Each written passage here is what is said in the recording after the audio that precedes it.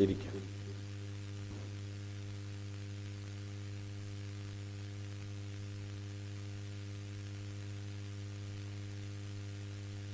കൊറിന്തോസുകാർക്ക് എഴുതിയ രണ്ടാം ലേഖനം 3-ാം അധ്യായം 18-ാമത്തെ തിരുവചനം. 2 കൊറിന്തോസ് 3:18. കർത്താവിന്റെ മഹത്വം കണ്ണാടിയിലെന്ന പോലെ മൂടുപടമണിയാത്ത മുഖത്ത് പ്രതിഫലിക്കുന്ന നാം എല്ലാവരും അവിടുത്തെ സാദൃശ്യത്തിലേക്ക്, മഹത്വത്തിൽ നിന്ന് മഹത്വത്തിലേക്ക് രൂപാന്തരപ്പെട്ടുകൊണ്ടിരിക്കുകയാണ്. ഇത് ആത്മാവായ കർത്താവിന്റെ ദാനമാണ്. വലതുകരമുയർത്തി വീശിക്കൊണ്ടേറ്റ് പറയാം, കർത്താവിന്റെ മഹത്വം കണ്ണാടിയിലെന്ന പോലെ മൂടുപടമണിയാത്ത മുഖത്ത് പ്രതിഫലിക്കുന്ന നാം എല്ലാവരും അവിടുത്തെ സാദൃശ്യത്തിലേക്ക്, മഹത്വത്തിൽ നിന്ന് മഹത്വത്തിലേക്ക് രൂപാന്തരപ്പെട്ടുകൊണ്ടിരിക്കുകയാണ്. ഇത് ആത്മാവായ കർത്താവിന്റെ ദാനമാണ്. ഇരുകരങ്ങൾ ഉയർത്തി വീശിക്കൊണ്ട് പറയാം, കർത്താവിന്റെ മഹത്വം കണ്ണാടിയിലെന്ന പോലെ മൂടുപടമണിയാത്ത മുഖത്ത് പ്രതിഫലിക്കുന്ന നാം എല്ലാവരും അവിടുത്തെ സാദൃശ്യത്തിലേക്ക്, മഹത്വത്തിൽ നിന്ന് മഹത്വത്തിലേക്ക് രൂപാന്തരപ്പെട്ടുകൊണ്ടിരിക്കുകയാണ്. ഇത് ആത്മാവായ കർത്താവിന്റെ ദാനമാണ്. ഈശോയിൽ ഏറ്റവും സ്നേഹം നിറഞ്ഞ സെബാസ്റ്റ്യനച്ച, ജോസഫച്ച, പ്രിയപ്പെട്ട സിസ്റ്റേഴ്സ്, സഹോദരരെ, ഈശോ മിശിഹായിക്ക് സ്തുതിയായിരിക്കട്ടെ. പരസ്പരം സ്തുതി ചൊല്ലാം. Price the lord. ഹല്ലേലൂയ. സന്തോഷത്തോടെ പറയാം ഹല്ലേലൂയ. കുറച്ചുകൂടെ സന്തോഷത്തോടെ പറയാം ഹല്ലേലൂയ. അടുത്തിരിക്കുന്നവരുടെ മുഖത്ത് നോക്കി പുഞ്ചിരിച്ചുകൊണ്ട് പറയാം. കുറച്ചുകൂടെ ആത്മാർത്ഥമായിട്ട് ചിരിച്ചിട്ട് പറയാം. അച്ഛനെ നോക്കി ഒന്ന് ചിരിച്ചിട്ട് പറഞ്ഞേ. കുറച്ചുകൂടെ സൂപ്പറായിട്ട് ചിരിച്ചിട്ട് പറഞ്ഞേ. ഈശോയെ നോക്കി ചിരിച്ചിട്ട് പറഞ്ഞേ. ഒരു വിഷമവും ഇല്ലാതെ ചിരിച്ചിട്ട് പറഞ്ഞേ. Price the Lord. ആർക്കെങ്കിലും എന്തെങ്കിലും വിഷമമുണ്ടോ? ഇല്ല, ഒരു വിഷമമില്ല. കൈയടിച്ച് കർത്താവിന്. പ്രിയപ്പെട്ടവരെ, നമ്മൾ ആദ്യമേ നിങ്ങൾക്ക് നന്ദി പറയുന്നു. കഴിഞ്ഞ ഒരാഴ്ച കൊച്ചിയിലുള്ള ധ്യാനത്തിന് വേണ്ടി നിങ്ങളെല്ലാവരും പ്രത്യേകമായി പ്രാർത്ഥിച്ചു. വലിയ അഭിഷേകമായി ഒക്കെ കർത്താവ് ഇടവരുത്തി. നമുക്ക് കൈയടിച്ച് നന്ദി പറയാം. അച്ഛനറിയാം, കുറച്ചു പേരെങ്കിലും ഒക്കെ ലൈവിൽ ശുശ്രൂഷകളും സാക്ഷ്യങ്ങളും ഒക്കെ കാണുകയും കേൾക്കുകയും ഒക്കെ ചെയ്തിട്ടുണ്ടാവും. ശുശ്രൂഷയിൽ ഓൺലൈനിൽ പങ്കെടുത്തവർ ഒന്ന് കരമുയർത്താവോ? കുറെ പേര്, 100 പേരെങ്കിലും ശുശ്രൂഷയിൽ കൂടിയവരുണ്ട്. കർത്താവിന് മഹത്വം ഉണ്ടാവട്ടെ. ഹല്ലേലൂയ. ധ്യാനം നടക്കുന്ന ആരംഭിക്കുന്ന ദിവസം ആ ഇടവകയിലെ ഒരു മകൻ വെന്റിലേറ്ററിലായിരുന്നു. ധ്യാനത്തിന്റെ അവസാന ദിവസം ആ മകനെ കർത്താവ് അൾത്താരയുടെ മുമ്പിൽ കൊണ്ടുവന്ന് നിർത്തി. കൈയടിച്ച് നന്ദി പറയാം. ആ സാക്ഷ്യം കണ്ടവര് ഒന്ന് കൈ ഉയർത്താവും. യെസ്. അപ്പോൾ അതുപോലെ കർത്താവിനെ വിളിച്ചപേക്ഷിക്കുമ്പോൾ കർത്താവ് വലിയ കാര്യങ്ങൾ നമുക്ക് വേണ്ടി ചെയ്യും. കർത്താവിന്റെ കൃപ, നിങ്ങളുടെ പ്രാർത്ഥനയ്ക്ക് നന്ദി പറയുന്നു. അതുപോലെ പ്രിയപ്പെട്ടവരെ, നമ്മൾ ഇന്ന് ഈ ഡിസംബർ മാസത്തിന്റെ ആദ്യത്തെ വ്യാഴാഴ്ചയിലാണ്. നമ്മൾ ക്രിസ്തുമസിന് വേണ്ടി ഒരുങ്ങിക്കൊണ്ടിരിക്കുകയാണ്. ക്രിസ്തുമസിൽ ആര് പ്രത്യക്ഷപ്പെടും? ഉണ്ണീശോ പ്രത്യക്ഷപ്പെടും. അതുവരെ അപ്പോൾ ഈശോ എവിടെയാണ്? ഈശോ തന്റെ പുനരാഗമനത്തെ കുറിച്ച് പറഞ്ഞത് ഈശോ പ്രത്യക്ഷപ്പെടും എന്നതിനേക്കാൾ ലൂക്കായുടെ സുവിശേഷം 21-ാം അധ്യായത്തിൽ ആരാണ് പ്രത്യക്ഷപ്പെടുന്നത് എന്ന് എഴുതിയിട്ടുണ്ട്. ആരുടെ മുമ്പിൽ പ്രത്യക്ഷപ്പെടും എന്നതാണ് ചോദ്യം, അല്ലേ? അതല്ല അച്ഛൻ ചോദിച്ചത്. ആരാണ് പ്രത്യക്ഷപ്പെടുന്നത്? ആരുടെ മുമ്പിലാണ് പ്രത്യക്ഷപ്പെടുന്നത്? അപ്പോൾ ആരാണ് പ്രത്യക്ഷപ്പെടുന്നതെന്നാണ് പറഞ്ഞത്? ഈശോ, ഉണ്ണീശോ അല്ലേ? പ്രിയപ്പെട്ടവരെ, ഒന്ന് വായിക്കാം. ലൂക്കായുടെ സുവിശേഷം 21-ാം അധ്യായം 36-ാമത്തെ തിരുവചനം. ലൂക്ക 21:36. ബൈബിൾ എടുത്ത് വായിച്ചോ? ഉറക്കെ വായിച്ചോ? സംഭവിക്കാനിരിക്കുന്ന ഇവയിൽ നിന്നെല്ലാം രക്ഷപ്പെട്ട് മനുഷ്യപുത്രന്റെ മുമ്പിൽ. അപ്പൊ ആരുടെ മുമ്പിലാണ് പ്രത്യക്ഷപ്പെടുന്നത്? മനുഷ്യപുത്രൻ എന്ന് പറയുന്ന ആരാണ്? ഈശോയുടെ മുമ്പിൽ പ്രത്യക്ഷപ്പെട്ട്. അപ്പൊ ഈശോ അല്ല പ്രത്യക്ഷപ്പെടുന്നത്, ഈശോയുടെ മുമ്പിലാണ് പ്രത്യക്ഷപ്പെടുന്നത്, അല്ലേ? ആര്? വായിച്ചോ, തുടർന്ന് വായിച്ചോ. ഈശോയുടെ മുമ്പിൽ പ്രത്യക്ഷപ്പെടാൻ വേണ്ട കരുത്ത് ലഭിക്കാൻ സദാ പ്രാർത്ഥിച്ചുകൊണ്ട് ജാഗരൂകരായിരിക്കുവിൻ. അപ്പൊ ആരാ പ്രത്യക്ഷപ്പെടാൻ പോകുന്നത്? നമ്മളാണ്. ആരുടെ മുമ്പിലാണ് പ്രത്യക്ഷപ്പെടാൻ പോകുന്നത്? ഈശോയുടെ മുമ്പില് നമ്മൾ പ്രത്യക്ഷപ്പെടാൻ പോവാണ്. ഉദാഹരണത്തിന്, പുൽക്കൂട് നമ്മുടെ അടുത്തേക്ക് വരികയല്ല, നമ്മള് പുൽക്കൂടിന്റെ അടുത്ത് ചെന്നിട്ട് പ്രത്യക്ഷപ്പെട്ടിട്ട് ഈശോയോട് പറയാണ്, ഈശോയെ ഞാൻ വന്നു, അല്ലേ? Price the lord, hallelujah. അതുപോലെ നമുക്ക് ഈശോയുടെ മുമ്പിൽ ചെന്ന് നിൽക്കാൻ വേണ്ട ഒരു കരുത്ത്. എന്താണ് ആ കരുത്ത്? ആ കരുത്ത് എന്ന് പറയുന്നത് ഈശോയ്ക്ക് ഇഷ്ടമുള്ള ഒരു ജീവിതം നയിക്കുന്നതിന്റെ കരുത്താണ്. അപ്പന്റെ മുമ്പില് കൊച്ചിന് ചെന്ന് നിൽക്കാൻ പേടി. എന്താ കാരണം? കുറച്ച് കള്ളത്തരം കാണിച്ചിട്ടുണ്ട്. അപ്പൊ അതുകൊണ്ട് അപ്പൻ അതില് വരുമ്പോ അവൻ ഇതില് പോവാണ്. അവിടെ നിൽക്കടാ, ഇല്ല എനിക്കടാ. അപ്പന് ഇഷ്ടമില്ലാത്തത് എന്തോ ചെയ്തിട്ടുണ്ട് അവൻ, അതുകൊണ്ട് അപ്പൻ ഇന്ന് നോക്കാനായിട്ടൊരു പേടി. അല്ലെങ്കിൽ ഭാര്യയുടെ മുമ്പിൽ ചെന്ന് നിൽക്കാൻ ഒരു ഭർത്താവിന് പേടി. എന്താണ്? ഇന്നിത്തിരി കള്ളു കുടിച്ചിട്ടുണ്ട്, ഇപ്പൊ ഭാര്യയെ കാണുമ്പോ ഭയങ്കര ബഹുമാനത്തോടുകൂടെ ഇങ്ങനെ നിൽക്കാം. ബഹുമാനം കൂടിയിട്ട് വായ പൊത്തി നിൽക്കും. മുമ്പിൽ ചെന്ന് നിൽക്കാനുള്ള ഒരു കരുത്ത് ഇല്ല. ഇതുപോലെ ഈശോയുടെ മുമ്പിൽ ചെന്ന് നിൽക്കാൻ നമുക്ക് ചില കരുത്തിന്റെ കുറവുണ്ട്, ഇല്ലേ? ആ കരുത്തിന്റെ കുറവ് പരിഹരിക്കപ്പെടാൻ വേണ്ടി എന്ത് ചെയ്യണം? പരിഹരിക്കപ്പെടാൻ വേണ്ടി നിങ്ങള്, ഈശോ പറയാണ്, ആ കരുത്തിന്റെ കുറവ് പരിഹരിക്കപ്പെടാൻ വേണ്ടി സദാ പ്രാർത്ഥിച്ചുകൊണ്ട് ജാഗരൂകരായിരിക്കുവിൻ. ഈ കരുത്തുണ്ടാകാനുള്ള ഒന്നാമത്തെ വഴി എന്ന് പറയുന്നത് സദാ പ്രാർത്ഥിക്കുക എന്നതാണ്. കൈയടിച്ച് കർത്താവിനെ നൽകുക.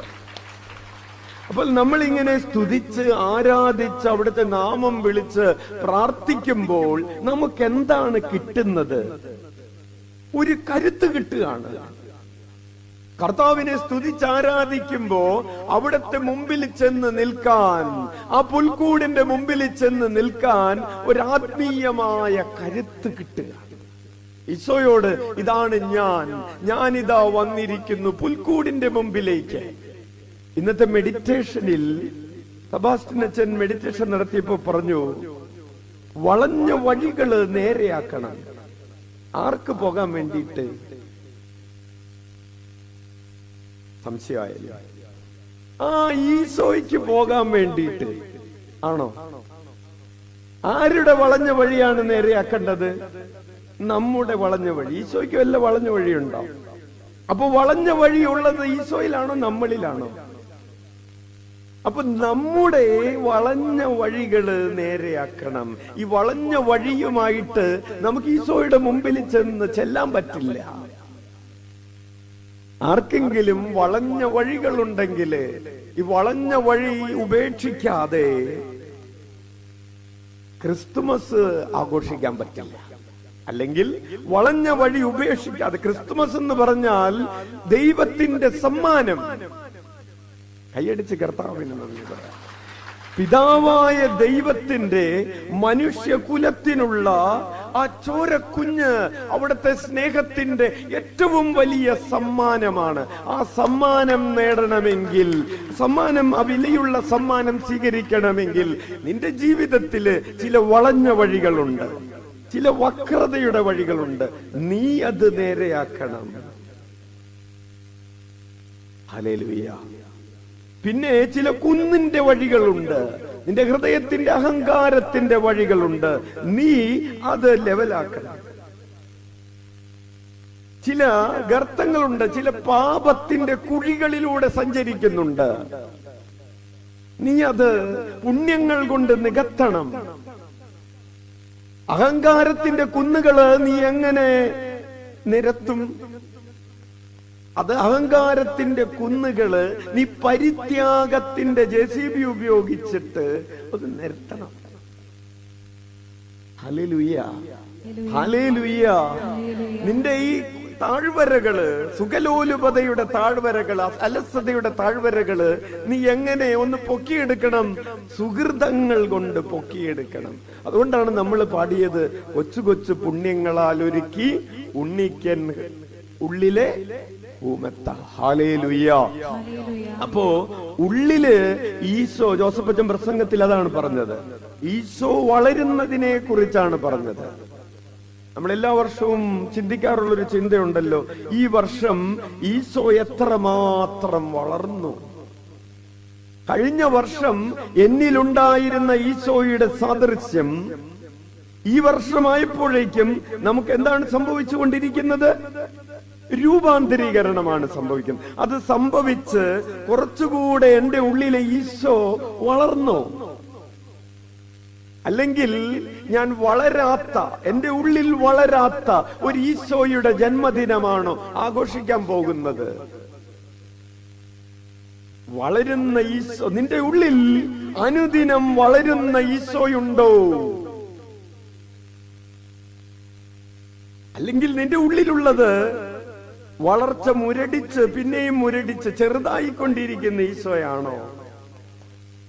നിന്റെ ഭൗതിക സമ്പത്ത് വളർന്നിട്ടുണ്ട്, കാശ് കൂടിയിട്ടുണ്ട്, ശരീരം ചിലപ്പോ തടിവെച്ചിട്ടുണ്ട്, അറിവുകള് കൂടിയിട്ടുണ്ട്, വീട് ചിലപ്പോ കുറച്ചുകൂടെ മോടിയായിട്ടുണ്ട്. കഴിഞ്ഞ കൊല്ലത്തേക്കാൾ മനോഹരമായിരിക്കാം നീ ഈ വർഷം ക്രിസ്തുമസ് ആഘോഷിക്കുന്നത്. നക്ഷത്രങ്ങളുടെ എണ്ണം കൂടാം, പുൽക്കൂടിന്റെ വലിപ്പം കൂടാം, പക്ഷേ നിന്റെ ഉള്ളിലെ ക്രിസ്തു വളർന്നു എന്നതാണ് പ്രിയപ്പെട്ടവരെ ക്രിസ്തുമസിന്റെ ചോദ്യം. ഈ വളരാത്ത ക്രിസ്തുവുമായിട്ടാണോ നീ പുൽക്കൂടിന്റെ മുമ്പിൽ ചെന്ന് നിൽക്കാൻ പോകുന്നത്?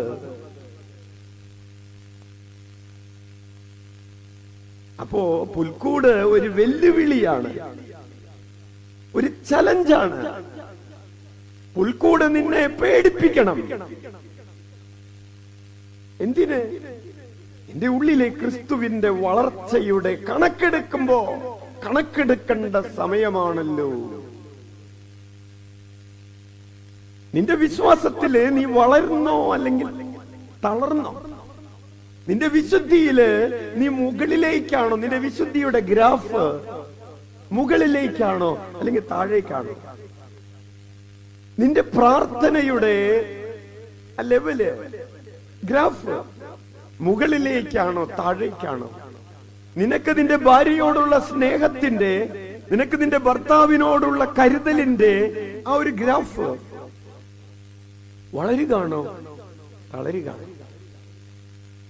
നമ്മൾ പറയും അങ്ങനെ തന്നെയാണ്, വളർന്നിട്ടുമില്ല, വളർന്നെന്ന് പറയാനുള്ള ധൈര്യമില്ല, താഴേക്ക് പോയി എന്ന് പറയാനുള്ള തന്റെ ഇടമില്ല, ആത്മാർത്ഥതയില്ല. ഓക്കെ, അപ്പോൾ അത്രയും പറഞ്ഞ് നമുക്ക് നമ്മുടെ ടോപ്പിക്കിലേക്ക് പ്രവേശിക്കാം. അപ്പോൾ ഇത് നമ്മുടെ ഹൃദയത്തിലെ ആഴത്തിൽ പതിയട്ടെ. എന്താണ് പതിയേണ്ടത്? എന്റെ ഉള്ളിൽ ആര് വളരണം? ക്രിസ്തു വളരണം, ഈശോ വളരണം. ഈശോ വളരാത്ത ക്രിസ്തുമസ് ആണ് പലപ്പോഴും നമ്മൾ ആഘോഷിക്കുന്നു.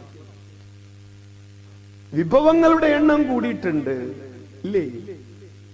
യൂട്യൂബിൽ സെർച്ച് ചെയ്യില്ലേ ക്രിസ്മസ് വിഭവങ്ങള്? പുതിയത് കണ്ടുപിടിക്കില്ലേ? അത് ഉണ്ടാക്കി വെക്കില്ലേ? അത് വെക്കുമ്പോ അത് പിള്ളേര് കഴിക്കണ കാണുമ്പോൾ ഉള്ളിലൊരു സന്തോഷമൊക്കെ വരില്ലേ? അത് കൂടട്ടെ. പക്ഷേ നിന്റെ ഉള്ളിൽ ക്രിസ്തുവിന്റെ സ്നേഹം വളർന്നു, ക്രിസ്തുവിന്റെ സമാധാനം വളർന്നു. കോഴിക്കറിയുടെ എണ്ണം വളർന്നോ എന്നല്ല, ക്രിസ്തുവിന്റെ സമാധാനം വളർന്നോ? ഇല്ല. ക്രിസ്തുവിന്റെ എന്താ വളർന്നത്? കൈ വളർന്നോ? കാല് വളർന്നോ? ക്രിസ്തുവിനെ പോലെ കാണാൻ പറ്റുന്ന വിധത്തിൽ നിന്റെ കണ്ണ് വളർന്നോ? ക്രിസ്തുവിനെ പോലെ ചിന്തിക്കാൻ പറ്റുന്ന രീതിയിൽ നിന്റെ ചിന്ത വളർന്നോ? ക്രിസ്തുവിനെ പോലെ ഒരിത്തിരി കൂടെ സംസാരിക്കാൻ പറ്റുന്ന രീതിയിൽ നിന്റെ നാവ് വിശുദ്ധീകരിക്കപ്പെട്ടോ? ക്രിസ്തുവിനെ പോലെ ക്ഷമിക്കാൻ പറ്റുന്ന രീതിയിൽ നിന്റെ ഹൃദയം കുറച്ചുകൂടെ വിശാലമായോ? ഇന്നലെ ഫ്രാൻസിസ് പാപ്പയുടെ ഒരു പോസ്റ്റ് കണ്ടു. ഇറച്ചി കഴിക്കാതിരിക്കുന്നത് കൊണ്ട് ആരും ക്രിസ്തുവിനെ പോലെ ആകുന്നില്ല. ചില ആളുകള് ഉപേക്ഷിച്ചിട്ടുണ്ട്, മാംസം ഉപേക്ഷിച്ചിട്ടുണ്ട്, മത്സ്യം ഉപേക്ഷിച്ചിട്ടുണ്ട്, മുട്ട ഉപേക്ഷിച്ചിട്ടുണ്ട്, പാൽ ഉപേക്ഷിച്ചിട്ടുണ്ട്. ബിസ്ക്കറ്റില് പാല് കൂട്ടി മുട്ട കൂട്ടി ബിസ്ക്കറ്റ് ഉണ്ടാക്കിയതായിരിക്കും എന്ന് പറഞ്ഞ് ബിസ്ക്കറ്റ് പോലും ഉപേക്ഷിച്ചവരുണ്ട്. അതില് മുട്ട കൂട്ടിയിട്ടുണ്ട്. ശരി, നീ നിന്റെ സഹോദരനോട്, ശത്രുതയിലായിരിക്കുന്ന സഹോദരനോട് അനുരഞ്ജനപ്പെടൂ. ഇങ്ങനെ ഇതൊക്കെ ഉപേക്ഷിച്ചിരിക്കുന്ന ഒരു അമ്മ തന്റെ കൊച്ചിനോട് പറയാണ്, ആ അമ്മൂമ്മ, അതായത് ഭർത്താവിന്റെ അമ്മ, ആ അമ്മ ഒരു ഡാഗിനി തള്ളയാണ്. കൊച്ച ആ അമ്മനോട് പോയി മിണ്ടണ്ടാകുക. കൊച്ചിനെ അമ്മൂമ്മയിൽ നിന്ന് അകറ്റാൻ നോക്കിയിട്ട് ഈ അമ്മ കൊച്ചിനോട് പറഞ്ഞു കൊടുക്കുകയാണ്, കൊച്ചി ആ ഡാഗിനി തള്ളനോട് അധികം സംസാരിക്കണ്ട, അത് കൊച്ചിനെ ചീത്താക്കും എന്ന് പറഞ്ഞു. പാല് മുട്ട ഒക്കെ ഉപവാസം എടുത്തിട്ടുണ്ടേ. ഹല്ലേലൂയ. അപ്പൊ കൊച്ചിന്റെ പൊട്ട ബുദ്ധിയിൽ ചോദിച്ചു, മമ്മിയും വലുതാവുമ്പോ ഡാഗിനി തള്ളയാവോന്ന് ചോദിച്ചു.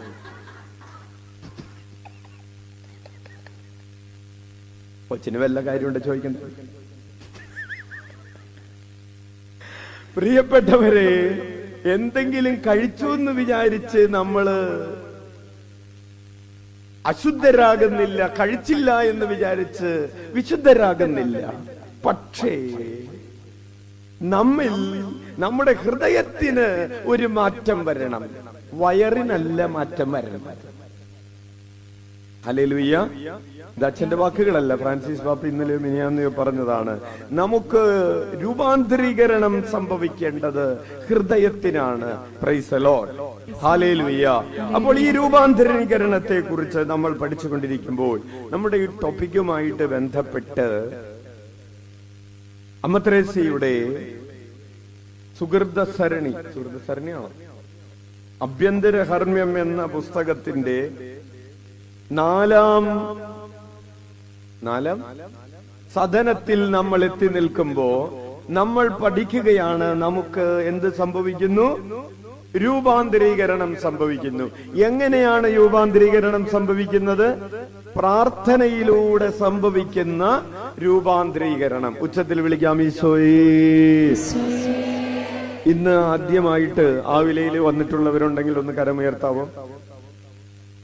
ദേവാലയത്തിനകത്തൊരു 10ഓളം പേര്, പുറത്ത് ഒരു 10-20 പേര്, ഇപ്പുറത്തൊരു 10-30 പേര്. ഓക്കെ, നിങ്ങളോട് അച്ഛൻ ഒറ്റ വാക്കിൽ സൂചിപ്പിക്കട്ടെ. നമ്മളിപ്പോ പഠിച്ചുകൊണ്ടിരിക്കുന്നത് ആവിലായിലെ വിശുദ്ധ അമ്മ ത്രേസ്യ പ്രാർത്ഥനയെ കുറിച്ച് എഴുതിയ ആഭ്യന്തര ഹർമ്മ്യം എന്നൊരു പുസ്തകത്തെ കുറിച്ചാണ്. ഈ പുസ്തകം അനുസരിച്ച് നമ്മുടെ ആത്മാവിനെ 7 തിരിച്ചിരിക്കുന്നു. ഒന്നിൽ നിന്ന് മറ്റൊന്നിലേക്ക്, അതിൽ നിന്ന് അടുത്തതിലേക്ക് 7 കോട്ടകളുള്ള ഒരു നഗരം പോലെ. ഇനി 7ാമത്തെ കോട്ടയ്ക്ക് ഉള്ളിലാണ് പരിശുദ്ധ ത്രിത്വമായ ദൈവം വസിക്കുന്നത്. ദൈവം വസിക്കുന്ന ആ 7ാമത്തെ കോട്ടയ്ക്കുള്ളിൽ നിന്ന് ആറാമത്തതിലേക്കും അഞ്ചാമത്തതിലേക്കും 4ലേക്കും 2ലേക്കും 1ലേക്കും ഉള്ളിൽ നിന്നുള്ള പ്രകാശം പുറത്തേക്ക് ചൊരിയപ്പെടുന്നുണ്ട്. കാരണം ഈ കോട്ടകൾ ഗ്ലാസ് കൊണ്ടുള്ള, പളുങ്കുകൊണ്ടുള്ള കോട്ടകളാണ്. അപ്പോൾ ഏറ്റവും അകത്തുള്ള ദൃശ്യം പുറമേ നിന്ന് ഏകദേശം നമ്മൾ കണ്ടുകൊണ്ടാണ് നമ്മൾ ഉള്ളിലേക്ക് യാത്ര ചെയ്യുന്നത്. അമ്മ ത്രേസ്യ 4-ാം സദനത്തിൽ ഉപയോഗിക്കുന്ന 2 ഉദാഹരണങ്ങൾ. ഇത് നമ്മൾ ഒതുങ്ങുകയാണ്. എന്താണ് ആ വാക്ക്? നമ്മൾ ഒതുങ്ങുകയാണ്. അമ്മ ത്രേസ്യ പറയുന്നത് ആമ ഒതുങ്ങുന്നത് പോലെ ഒതുങ്ങുകയാണ്. എങ്ങനെയാണ് ആ ആമ എങ്ങനെയാണ് ഒതുങ്ങുന്നത്? കണ്ടിട്ടില്ലേ? അതിന്റെ തല ഉള്ളിലേക്ക് വലിക്കും. അതിനെയാണ് മെഡിറ്റേഷൻ എന്ന് പറയുന്നത്. നമ്മൾ ഈ തല പുറത്തേക്കിട്ടിട്ട്, അല്ലേ, ആമയുടെ തല ഇങ്ങനെ പുറത്തേക്ക് നീണ്ടു നിൽക്കുന്നത് കണ്ടിട്ടില്ലേ? നിങ്ങൾ ദൂരെ നിന്ന് നോക്കിക്കോ, ആമ എന്തായിരിക്കും നോക്കുന്നത്? ഇങ്ങനെയൊക്കെ കാണിച്ചുകൊണ്ടിരിക്കും, അല്ലേ? എന്താണ്? നിരീക്ഷിക്കാണ്, എല്ലാം കാണുന്നത്. അപ്പൊ അതിന് പകരം ഒന്നും ഇനി കാണണ്ട എന്ന് പറഞ്ഞ ആമ പതുക്കെ തല ഉള്ളിലേക്ക് വലിക്കും. ഇതുപോലെയാണ് പ്രാർത്ഥനയില് നമ്മൾ കണ്ണുകൾ അടക്കുന്നതും ഇന്ദ്രിയ നിഗ്രഹങ്ങളൊക്കെ നടത്തി ഈ ലോകത്തിലേക്കുള്ള നമ്മുടെ ശ്രദ്ധയെ അങ്ങോട്ട് മാറ്റി. രണ്ടാമതായി അമ്മ ത്രേസ്യ ഉപയോഗിക്കുന്ന ഉദാഹരണം മുള്ളം പന്നി ഒതുങ്ങുന്നത് പോലെ എന്നാണ് പറയുന്നത്. നിങ്ങൾ മുള്ളം പന്നീനെ കണ്ടിട്ടുണ്ട്? എവിടെ കണ്ടിരിക്കുന്നത്? പറമ്പിൽ. കാഴ്ച ബംഗ്ലാവിലും കണ്ടിട്ടുണ്ട്, നമ്മുടെ പറമ്പിലൊക്കെ കണ്ടിട്ടുണ്ട്. അപ്പോ ഈ മുള്ളം പന്നി സാധാരണ രീതിയിൽ വെറുതെ നടക്കുമ്പോ എങ്ങനെയായിരിക്കും? ഇതിങ്ങനെ ഇതിന്റെ ചെറുക്കൊക്കെ ചില പിള്ളേര് നടക്കണുണ്ട്, ഇങ്ങനെ ഇഷ്ടിക ഇവിടെ കയറ്റി വെച്ചാക്കണ പോലെ നടക്കണം. ഹല്ലേലൂയ. അപ്പൊ അതുപോലെയാണ് ഇഷ്ടിക കഷത്തിൽ കയറ്റി വെച്ചിട്ട് പിള്ളേര് നടക്കണ പോലെയാണ് മുള്ളം പന്നി നടക്കുന്നത് സാധാരണ രീതിയിൽ. ഇനി ഏതെങ്കിലും ശത്രുവിനെ കാണുമ്പോ മുള്ളം പന്നി ഈ മുള്ളിങ്ങനെ കൊടയും, നല്ല ശക്തിയിൽ കൊടയുമ്പോ ഈ മുള്ളു പോയി ആ ശത്രുവില് തറക്കും, അല്ലെങ്കിൽ ഇരയെ പിടിക്കാൻ വേണ്ടിയും മുള്ളം പന്നി ഇങ്ങനെ കൊടയും. ഇതൊന്നും നടക്കാത്ത സമയത്താണെങ്കിൽ മുള്ളം പന്നി എന്ത് ചെയ്യും? ഒന്നങ്ങോട്ട് ഒതുങ്ങും, എന്നെ ആരും കാണണ്ടെന്ന് വിചാരിച്ച. അമ്മ ത്രേസ്യ ഉപയോഗിക്കുന്ന ഉദാഹരണം ആ ഒതുങ്ങുന്നതിന്റെ ഉദാഹരണമാണ്. പ്രിയപ്പെട്ടവരെ, പ്രാർത്ഥനയിൽ വളരുമ്പോ നമ്മള് ഇങ്ങനെ മുള്ളംപന്നിയെ പോലെ, ഇങ്ങനെ മുള്ളംപന്നി, ഒതുങ്ങാത്ത മുള്ളംപന്നി നടക്കുന്നത് പോലെ ആയിരിക്കില്ല നമ്മൾ ഈ ഒതുങ്ങിയ മുള്ളംപന്നിയെ പോലെ ശാന്തമായിട്ട് നടക്കും. ചില ആളുകള് വാക്കുകൾ കൊണ്ട് ഇങ്ങനെ മുള്ളംപന്നി മുള്ളു ഇങ്ങനെ കൊടയുന്നത് പോലെ കൊടയും. ചില ആളുകൾ പ്രവർത്തികൾ കൊണ്ട് കൊടയും. ഇതൊന്നുമില്ലാതെ അമ്മ ത്രേസ്യ പറയുകയാണ് 2 ഉദാഹരണങ്ങള് 4-ാം സദനത്തിൽ അമ്മ ത്രേസ്യ ഉപയോഗിച്ചിട്ടുള്ള 2 ഉദാഹരണങ്ങളിൽ ഒന്നാണ് ആമ ഒതുങ്ങുന്നത് പോലെ ഒതുങ്ങുന്നു, 2 മുള്ളം പന്നി ഒതുങ്ങുന്നത് പോലെ ഒതുങ്ങുന്നു. അപ്പൊ നമ്മൾ 4-ാം സദനത്തിൽ എത്തിയോ ഇല്ലയോ എന്ന് നോക്കാൻ നമുക്ക് എത്രമാത്രം ഒതുക്കം വന്നിട്ടുണ്ട് എന്ന് നോക്കിയാൽ മതി.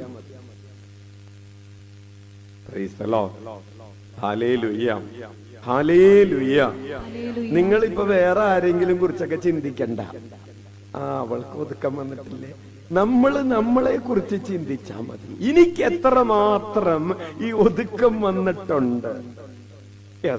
ഇനി അച്ഛൻ കഴിഞ്ഞ ആഴ്ച പറഞ്ഞു നമ്മൾ ദൈവസ്നേഹത്തിൽ വളരും. 4-ാം സദനത്തിലെ പ്രത്യേകതയാണ് നമ്മൾ ദൈവസ്നേഹത്തിൽ വളരും. ദൈവസ്നേഹത്തിൽ വളരുമ്പോ നമ്മൾ ഒന്നാമതായിട്ട് നമ്മൾ എങ്ങനെ ദൈവസ്നേഹത്തിൽ വളർന്നു എന്ന് കണക്കെടുക്കാനായിട്ട് പറ്റും. ഒന്ന്, നീ എത്രമാത്രം ദൈവത്തിന്റെ ഇഷ്ടം അന്വേഷിക്കുന്നുണ്ട് എന്ന് നോക്കിയിട്ട് നീ ദൈവസ്നേഹത്തിൽ എത്രമാത്രം വളർന്നു എന്ന് കണ്ടുപിടിക്കാൻ പറ്റും. നമ്മൾ കഴിഞ്ഞ ആഴ്ച ധ്യാനിച്ചു.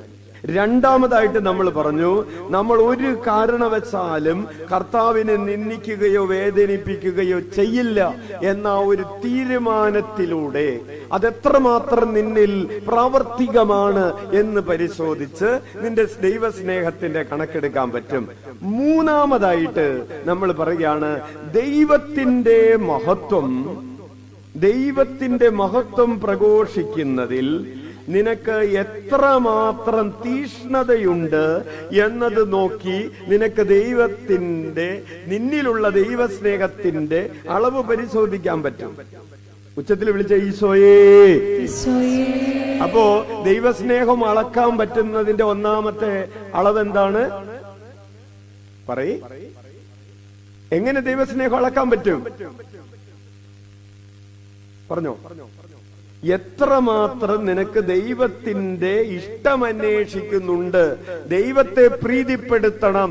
ഞാൻ പൗലോസ് പറഞ്ഞ പോലെ, ഞാൻ ഒന്നും ആഗ്രഹിക്കുന്നില്ല, എന്റെ കർത്താവ് ഈശോ മിശിഹായെ സന്തോഷിപ്പിക്കണം, എന്റെ ദൈവത്തെ പ്രീതിപ്പെടുത്തണം എന്നത് മാത്രമാണ് എന്റെ ആഗ്രഹം. ഹല്ലേലൂയ. ഉച്ചത്തിൽ വിളിച്ചേ ഈശോയേ. അമ്മ ത്രേസ്യ എഴുതിയ ഒരു ഡയലോഗ് എങ്ങനെയാണ്? കർത്താവേ, നിന്റെ ഹിതം പൂർത്തിയാക്കണമെന്നും നീ മഹത്വപ്പെടണമെന്നും അല്ലാതെ എന്റെ ഉള്ളിൽ വേറെ ഒന്നുമില്ല എന്ന് നിനക്കറിയാമല്ലോ. എന്താണ്? ദൈവമേ, എന്റെ ഉള്ളില് നിന്റെ ഹിതം പൂർത്തിയാക്കണമെന്നും നീ മഹത്വപ്പെടണമെന്നും ഉള്ള ആഗ്രഹമല്ലാതെ വേറെ ഒന്നുമില്ലെന്ന് നിനക്കറിയാമല്ലോ. നമ്മുടെ ഉള്ളില് ദൈവം വന്ന് ഇവിടെ എന്തൊക്കെയാണ് ഉള്ളതെന്ന് പരിശോധിച്ച് കഴിയുമ്പോ നമ്മൾ പറയും, ഇതൊക്കെ ഇവിടെ ഉള്ളതെന്ന് നിനക്കറിയാമല്ലോ. എന്താണ്? ദൈവഹിതം പൂർത്തിയാക്കണമെന്നും ദൈവം മഹത്വപ്പെടണമെന്നുമുള്ള ആഗ്രഹമല്ലാതെ എന്നിൽ എനിക്ക് വേറൊരു ലക്ഷ്യവുമില്ലെന്ന് നിനക്കറിയാമല്ലോ. ഒന്ന് വലത് കരങ്ങൾ ഉയർത്തി വീശിക്കൊണ്ടെന്ന് പറഞ്ഞ, ദൈവമേ, അങ്ങയുടെ ഇഷ്ടം പൂർത്തിയാകണമെന്നും അങ്ങ് മഹത്വപ്പെടണമെന്നും ഉള്ള ആഗ്രഹമല്ലാതെ എന്റെ ഉള്ളിൽ വേറെ ഒന്നുമില്ല. അടുത്തിരിക്കുന്ന ആളെ നോക്കിയിട്ട് പറഞ്ഞ്, എന്റെ ഉള്ളിൽ വേറെ ഒന്നുമില്ലെന്ന്. കൈയടിച്ച് കർത്താവിന് നന്ദി പറഞ്ഞു. ചില ആളുകൾക്ക് ചിരി അടക്കാൻ പറ്റുന്നില്ല. ഇനി അപ്പോ അതാണ് ഒന്നാമതായിട്ട് ദൈവത്തിന്റെ ഇഷ്ടം പൂർത്തിയാക്കണം എന്ന ആഗ്രഹം. രണ്ട്, ഒരു കാരണവശാലും ദൈവത്തെ നിന്ദിക്കുകയില്ല. നമ്മൾ പറഞ്ഞ ഉദാഹരണങ്ങള്, ഒന്ന് സൂസന്നയുടെ ഉദാഹരണം പറഞ്ഞു, ഞാൻ കൊന്നാലും ഞാൻ ദൈവത്തെ നിന്ദിക്കുകയില്ല. ജോസഫിന്റെ ഉദാഹരണം പറഞ്ഞു.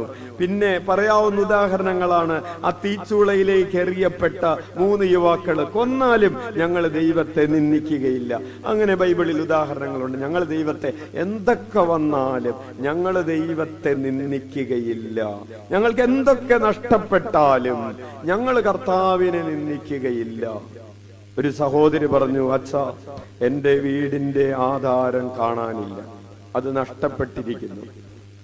ശരി, അതിനി കണ്ടുകിട്ടാതെ ഞാൻ ഇനി ആവിലയിലേക്ക് വരില്ല.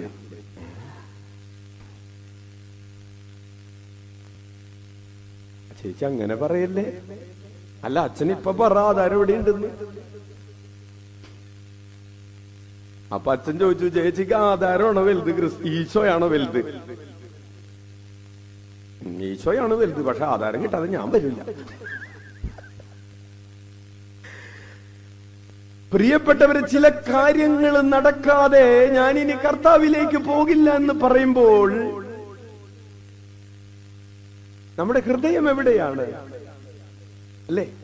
അപ്പോ എന്ത് കിട്ടിയാലും എന്ത് കിട്ടിയില്ലല്ലോ, കർത്താവിനെ ഞാൻ നിന്ദിക്കുകയില്ല, ഞാൻ അവിടുത്തെ സ്നേഹിക്കും ആരാധിക്കും എന്ന് പറയുന്നതാണ് പ്രിയപ്പെട്ടവരെ വിശ്വാസം. ഉച്ചത്തിൽ വിളിക്കാം, ഈശോയേ. ഞാൻ ഇത്രയും നാള് പ്രാർത്ഥിച്ചു, ഇനി ജോലി കിട്ടാതെ ഞാൻ ഇങ്ങോട്ട് വരില്ല.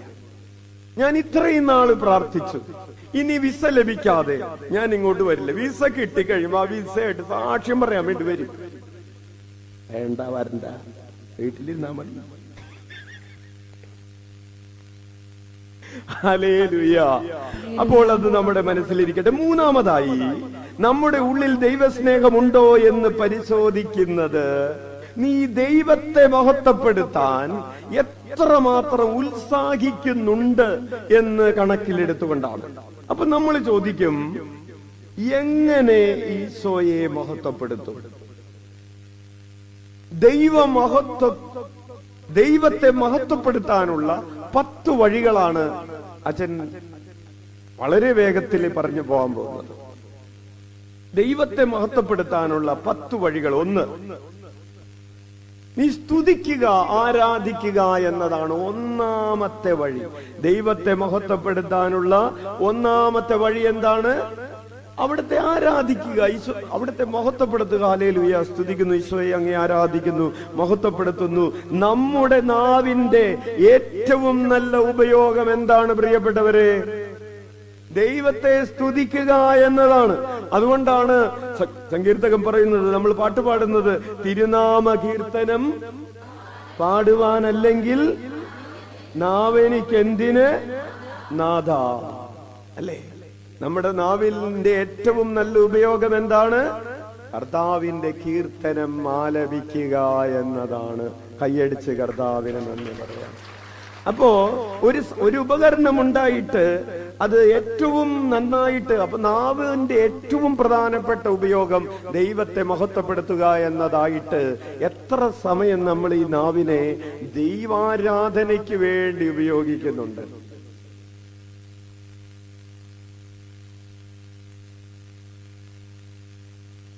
ദൈവാരാധനയ്ക്ക് വേണ്ടി എത്ര സമയം നമ്മുടെ നാം ഉപയോഗിക്കുന്നുണ്ട്? അപ്പൊ സ്തുതിക്കുക എന്നതാണ്. സ്തുതിക്കാൻ, ആരാധിക്കാൻ നിനക്ക് തീഷ്ണത തോന്നുന്നുണ്ടെങ്കിൽ, സ്തുതിക്കാനും ആരാധിക്കാനും നിനക്ക് തീഷ്ണത തോന്നുന്നുണ്ടെങ്കിൽ അതെന്താണ്? നിന്നിൽ ദൈവസ്നേഹമുണ്ട് എന്നാണ് അതിന്റെ അർത്ഥം. Hallelujah, hallelujah. അതുകൊണ്ടാണ് വചനം പറയുന്നത്, എപ്പോഴും അവിടുത്തെ നാമത്തെ വിളിച്ചപേക്ഷിക്കുന്ന, അവിടുത്തെ നാമത്തിന് സ്തുതികൾ അർപ്പിക്കുന്ന അധരഫലം നമുക്ക് അവിടത്തേക്ക് അർപ്പിക്കാം. Hallelujah, hallelujah. യേശുവേ സ്തോത്രം, യേശുവേ നന്ദി.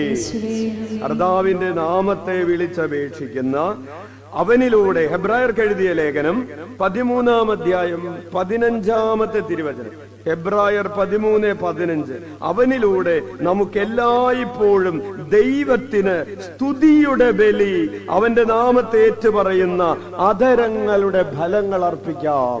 കൈയടിച്ച് നന്ദി പറയാം. വലതുകരം ഉയർത്തി വീശിക്കൊണ്ടെന്ന് പറഞ്ഞേ, അവനിലൂടെ നമുക്ക് എല്ലായ്പ്പോഴും ദൈവത്തിന് സ്തുതിയുടെ ബലി, അവന്റെ നാമത്തെ ഏറ്റുപറയുന്ന അധരങ്ങളുടെ ഫലങ്ങൾ അർപ്പിക്കാം. അപ്പോ ഇപ്പോഴും ചെയ്യേണ്ട ഒരു കാര്യമാണ് അധരഫലം. ഉദരഫലം എന്താന്ന് നമുക്കറിയാം, നമ്മൾ പറയാറുണ്ട്. അധരഫലം എന്ന് പറയാറില്ല, അല്ലേ? അത് ആ വചനം, ആ വാക്കുകൂടെ ഉള്ളത് ഹെബ്രായർ 13:15 അധരഫലം. ദൈവത്തിന്റെ സ്തുതികൾ ആലപിക്കുന്നതിനെയാണ് അധരഫലം എന്ന് പറയുന്നത്. ആ ഫലം നീ അൾത്താരയിൽ നിനക്ക് അർപ്പിക്കാം. ഇതൊരു ബലിയായിട്ട് അർപ്പിക്കാം. നീ ബലിവസ്തു അന്വേഷിച്ച് കർത്താവിനെ എന്തുകൊണ്ട് ഞാൻ ആരാധിക്കും, എനിക്ക് എന്താ ഉള്ളതെന്ന് അന്വേഷിച്ച്, എന്ത് കാഴ്ചവെപ്പ് നടത്തുന്ന അന്വേഷിച്ച് നീ മാർക്കറ്റിൽ അലയണമെന്നില്ല. നിന്റെ കയ്യിൽ കാശ് വേണമെന്നില്ല. അയ്യോ, എനിക്ക് കാഴ്ച സമർപ്പിക്കാൻ എന്റെ കയ്യിൽ ഒന്നുമില്ലല്ലോ എന്ന് വിചാരിച്ച് നീ ദേവാലയത്തിലേക്ക് പോകാതിരിക്കണമെന്നില്ല. ഇങ്ങോട്ട് വരാൻ നിങ്ങൾക്കൊന്നും വേണമെന്നില്ല, ഒന്നും വേണ്ട. വണ്ടിക്കാശുണ്ടായിരുന്നു. ഇവിടെ വന്നിട്ട് നിങ്ങൾക്ക് എന്തെങ്കിലും ചെലവുണ്ടാകുമെന്ന് നിങ്ങൾ വിചാരിക്കണ്ട. ഇവിടെ വന്നാൽ നിങ്ങൾക്കൊരു ചെലവില്ല ഇവിടെ എത്തിയ. കാരണം ഇവിടെ നമ്മൾ അർപ്പിക്കുന്ന ഫലം ഈ അധരഫലമാണ്. കർത്താവിനകത്ത് മതി. ഹല്ലേലൂയ. അപ്പൊ അതാണ് ഒന്ന്. അച്ഛൻ അടുത്തയിലേക്ക് പോകണം, 10 ഉള്ളതുകൊണ്ട്. രണ്ടാമതായി ദൈവത്തെ മഹത്വപ്പെടുത്തുന്നത് എങ്ങനെയാണ്? മത്തായിയുടെ സുവിശേഷം 2-ാം അധ്യായം 2-ാമത്തെ തിരുവചനം. മത്തായി അല്ല, മലാക്കി. മലാക്കിയുടെ പുസ്തകം 2:2. കർത്താവ് അരുളി ചെയ്യുന്നു, നിങ്ങൾ ശ്രദ്ധിക്കാതിരിക്കുകയും എന്റെ നാമത്തിന് മഹത്വം നൽകാൻ മനസ്സു വയ്ക്കാതിരിക്കുകയും ചെയ്താൽ ഞാൻ നിങ്ങളുടെ മേൽ ശാപമയക്കും. നിങ്ങളുടെ അനുഗ്രഹങ്ങളെ ഞാൻ ശാപമാക്കും. നിങ്ങൾ മനസ്സു വയ്ക്കാഞ്ഞതിനാൽ ഞാൻ ശപിച്ചു കഴിഞ്ഞിരിക്കുന്നു. അതായത് കർത്താവ് പറയുകയാണ്, ദൈവവചനമനുസരിക്കുന്നതിന് നിങ്ങൾ ശ്രദ്ധിക്കാതിരുന്നാൽ അത് നിങ്ങൾ എന്റെ നാമത്തിന് മഹത്വം നൽകാതിരിക്കുന്നതിന് തുല്യമാണ്. ശ്രദ്ധിച്ചെല്ലാവരും. നമുക്ക് ഒരു വചനം കിട്ടിയിട്ടുണ്ട്. ഒരു വചനം. എന്താണ് ആ വചനം? ഒരു ഉദാഹരണത്തിന്, മാതാപിതാക്കളെ ബഹുമാനിക്കുക എന്നതൊരു കൽപ്പനയാണ്, അല്ലേ? ആ കൽപ്പന അനുസരിക്കുന്നതിന് നമ്മൾ എന്ത് ചെയ്യണം? മനസ്സു വെക്കണം. അല്ലെങ്കിൽ പാവങ്ങളോട് കരുണ കാണിക്കുക എന്ന് പറയുന്നത് ഒരു ദൈവത്തിന്റെ കൽപ്പനയാണ്. ആ കൽപ്പന പാലിക്കുന്നതിന് എന്തു വേണം? മനസ്സു വയ്ക്കണം. ദാമ്പത്യ വിശ്വസ്തതയിൽ ജീവിക്കുക എന്നത് എന്താണ്? ഒരു കൽപ്പനയാണ്. വ്യഭിചാരം ചെയ്യരുത് എന്ന കൽപ്പനയുടെ എക്സ്റ്റൻഷനാണ് നീ നിന്റെ കുടുംബ ജീവിതത്തിൽ വിശ്വസ്തതയോടുകൂടെ ജീവിക്കുക എന്നത്. ഓക്കെ? നീ നുണ പറയരുത് എന്നത് ഒരു കൽപ്പനയാണ്, വചനമാണ്, അല്ലേ? നീ ക്ഷമിക്കണം എന്നത് എന്താണ്? ഒരു കൽപ്പനയാണ്. ഈ കൽപ്പന പാലിക്കുന്നതിന് നീ മനസ്സ് വെക്കണം. വെറുതെ നടക്കോ? വെറുതെ നടക്കില്ല. മനസ്സ് വെക്കണം.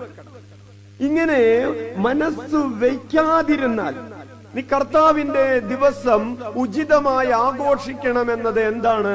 ഒരു കൽപ്പനയാണ്. അതിന് നീ കളങ്കം ഉണ്ടാക്കരുത്. ഒരു ഉദാഹരണത്തിന്, ക്രിസ്തുമസ് കർത്താവിന്റെ ദിവസമാണ്. അത് വിശുദ്ധിയോടുകൂടെ ആഘോഷിക്കണമെന്നത് ഒരു കൽപ്പനയാണ്. ആ കൽപ്പനയ്ക്ക് വിരുദ്ധമായി നീ നിന്റെ വീട്ടിൽ മദ്യം വിളമ്പുമ്പോ ആ ദിവസത്തെ നീ അശുദ്ധമാക്കുകയാണ്. കർത്താവിന്റെ ദിവസത്തെ നീ അശുദ്ധമാക്കുകയാണ്. വീട്ടിലെ ഒരുമിച്ചിരുന്ന് ഇന്നലെ ഒരു മകള് അച്ഛനെ കാണാൻ വേണ്ടി വന്നൊരു മകൾ അച്ഛനോട് പറഞ്ഞു, ഇവിടെയല്ല, കൊച്ചിയിലാണ്, അച്ഛാ എന്റെ അമ്മയാണ് പണിക്ക് പോകുന്നത്. അമ്മ പണിക്ക് പോകുന്നു, അപ്പം പണിക്ക് പോകുന്നില്ല, അപ്പം വീട്ടിലിരിക്കുന്നു.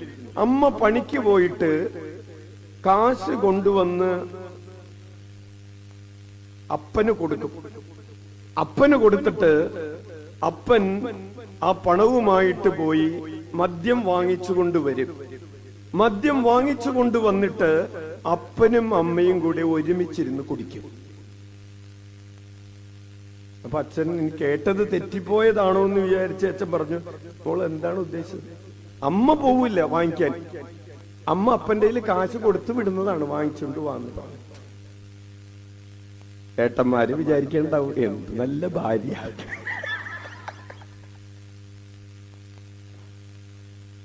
കെട്ടണമെങ്കിൽ ഇങ്ങനെയുള്ള സ്ത്രീകളെ കെട്ടണം.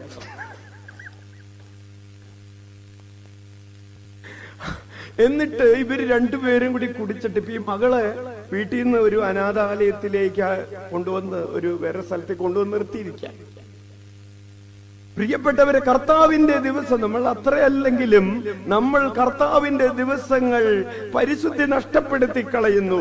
അത് നഷ്ടപ്പെടുത്തി കളയാതിരിക്കാൻ നീ മനസ്സ് വെക്കണം. മനസ്സ് വെച്ചില്ലെങ്കിൽ, അതാണ് കർത്താവ് പറയുന്നത് മലാക്കി 2:2, നിങ്ങൾ ശ്രദ്ധിക്കാതിരിക്കുകയും. എന്തിന്?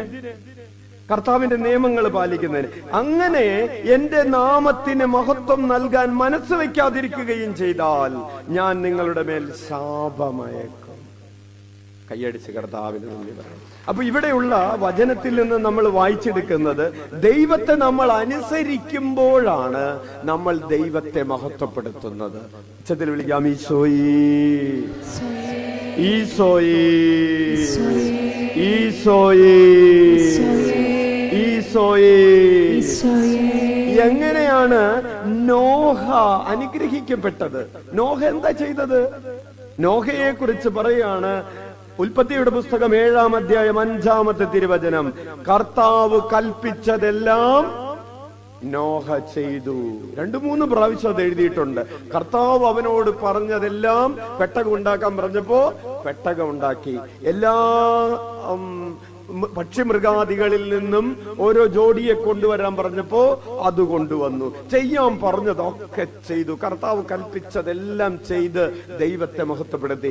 അബ്രഹാം കർത്താവ് പറഞ്ഞതെല്ലാം അനുസരിച്ച് ദൈവത്തെ മഹത്വപ്പെടുത്തി. മോശ കർത്താവ് പറഞ്ഞതെല്ലാം ചെയ്ത് ദൈവത്തെ മഹത്വപ്പെടുത്തി. അതുപോലെ എന്തുകൊണ്ടാണ് അവർക്ക് അങ്ങനെ മഹത്വപ്പെടുത്താൻ കഴിഞ്ഞത്? അവരുടെ ഉള്ളിൽ ദൈവസ്നേഹമുണ്ടായിരുന്നു. എന്തുകൊണ്ടാണ് നിനക്ക് ചില വചനങ്ങൾ അനുസരിക്കാൻ മനസ്സ് തോന്നാത്തത്? ഉള്ളിൽ ദൈവസ്നേഹത്തിന്റെ കുറവുള്ളത് കൊണ്ടാണ്. കൈയടിച്ച് കർത്താവിന് നന്ദി. അപ്പൊ അതാണ് 2. ഹല്ലേലൂയ. ഇനി അച്ഛന് 8 എണ്ണം കൂടി പറഞ്ഞ് കഴിയുന്നത് വരെ ഇരിക്കുന്നിടത്ത് നിന്ന് എഴുന്നേക്കാൻ ആർക്കും അനുവാദമില്ല. Price the lord. ഹല്ലേലൂയ. ആർക്കെങ്കിലും എഴുന്നേക്കാൻ തോന്നുന്നത് എന്തുകൊണ്ടായിരിക്കും? ഹല്ലേലൂയ. 3-ാമതായി പ്രിയപ്പെട്ടവരെ, യേശുനാമത്തിൽ പ്രാർത്ഥിക്കുന്നത് ദൈവത്തെ മഹത്വപ്പെടുത്താനുള്ള 3-ാമത്തെ വഴിയാണ് പറഞ്ഞത്. അപ്പൊ 2-ാമത്തെ വഴി എന്താണ്? ദൈവത്തെ അനുസരിക്കുന്നത് വഴി നമ്മൾ ദൈവത്തെ മഹത്വപ്പെടുത്തുന്നു. 1-ാമതായി പറഞ്ഞത് സ്തുതിക്കുന്നത് വഴി ദൈവത്തെ മഹത്വപ്പെടുത്തുന്നു. 3-ാമതായി യേശുനാമത്തിൽ പ്രാർത്ഥിക്കുന്നത് വഴി നമ്മൾ ദൈവത്തെ മഹത്വപ്പെടുത്തുന്നു. യോഹന്നാന്റെ സുവിശേഷം 14:13 നമ്മൾ വായിക്കുകയാണ്. യോഹന്നാൻ 14:13, നിങ്ങൾ എന്റെ നാമത്തിൽ ആവശ്യപ്പെടുന്നതെന്തും പിതാവ് പുത്രനിൽ മഹത്വപ്പെടാൻ വേണ്ടി ഞാൻ പ്രവർത്തിക്കും. ഉച്ചത്തിൽ വിളിച്ച ഈശോയേ. അപ്പോൾ നമ്മൾ യേശുനാമത്തിൽ പ്രാർത്ഥിക്കുമ്പോൾ എന്താണ് സംഭവിക്കുന്നത്? പിതാവ് പുത്രനിൽ മഹത്വപ്പെടുന്നു. Price the Lord. പലതരം ഒരു വീശിക്കൊണ്ടെന്ന് പറഞ്ഞ് നമ്മൾ യേശുനാമത്തിൽ പ്രാർത്ഥിക്കുമ്പോൾ പിതാവ് പുത്രനിൽ മഹത്വപ്പെടുകയാണ്. നമ്മൾ യേശുനാമത്തിൽ പ്രാർത്ഥിക്കുമ്പോൾ പിതാവായ ദൈവം പുത്രനായ ക്രിസ്തുവിൽ മഹത്വപ്പെടുകയാണ്. അപ്പോൾ നമ്മൾ ഈശോയെ ഈശോയെ എന്ന് 1000 പ്രാവശ്യം വിളിക്കുമ്പോ പ്രിയപ്പെട്ടവരെ, നമ്മൾ കർത്താവിനെ മഹത്വപ്പെടുത്തുകയാണ്. എന്തുകൊണ്ടാണ് നമുക്കങ്ങനെ വിളിക്കാൻ പറ്റുന്നത്? നമ്മുടെ ഉള്ളിൽ ദൈവസ്നേഹമുള്ളത് കൊണ്ടാണ്. ഉച്ചത്തിൽ വിളിക്കാം ഈശോയേ. ഉള്ളില് ദൈവസ്നേഹമില്ലെങ്കിൽ നമ്മൾ കഴിഞ്ഞ ആഴ്ച പറഞ്ഞ പോലെ എന്തിനാണ് ഈ 21 പ്രാവശ്യമൊക്കെ വിളിക്കുന്നത്? ഒരു പ്രാവശ്യമൊക്കെ വിളിച്ചാൽ അത് മാത്രമല്ല, വിളിക്കുമ്പോ എന്ത് വരില്ല? ശബ്ദമൊന്നും വരില്ല, ഒരു ഗ്യാസ് മാത്രമേ വരുള്ളൂ. ഈശോയെന്നൊന്നും സ്വരം ചില ആളുകൾ വിളിച്ച സ്വരം വരാറില്ല, അല്ലേ? വായ തുറന്നിരിക്കുന്നുണ്ട്, പക്ഷെ ഒന്നും വരുന്നില്ല. യെസ്. അപ്പൊ യേശുനാമത്തിൽ പ്രാർത്ഥിക്കുമ്പോ കർത്താവ് മഹത്വപ്പെടുകയാണ്. 3. 4, ആത്മീയ ഫലങ്ങൾ പുറപ്പെടുവിക്കുമ്പോൾ ദൈവം മഹത്വപ്പെടുന്നു. ഒന്ന് പറഞ്ഞേ.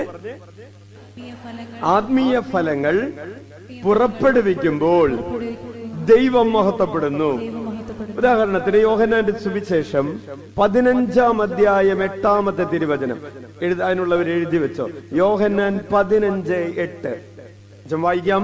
നിങ്ങൾ ധാരാളം ഫലം പുറപ്പെടുവിക്കുകയും അങ്ങനെ എന്റെ ശിഷ്യന്മാരായിരിക്കുകയും ചെയ്യുന്നത് വഴി പിതാവ് മഹത്വപ്പെടുന്നു.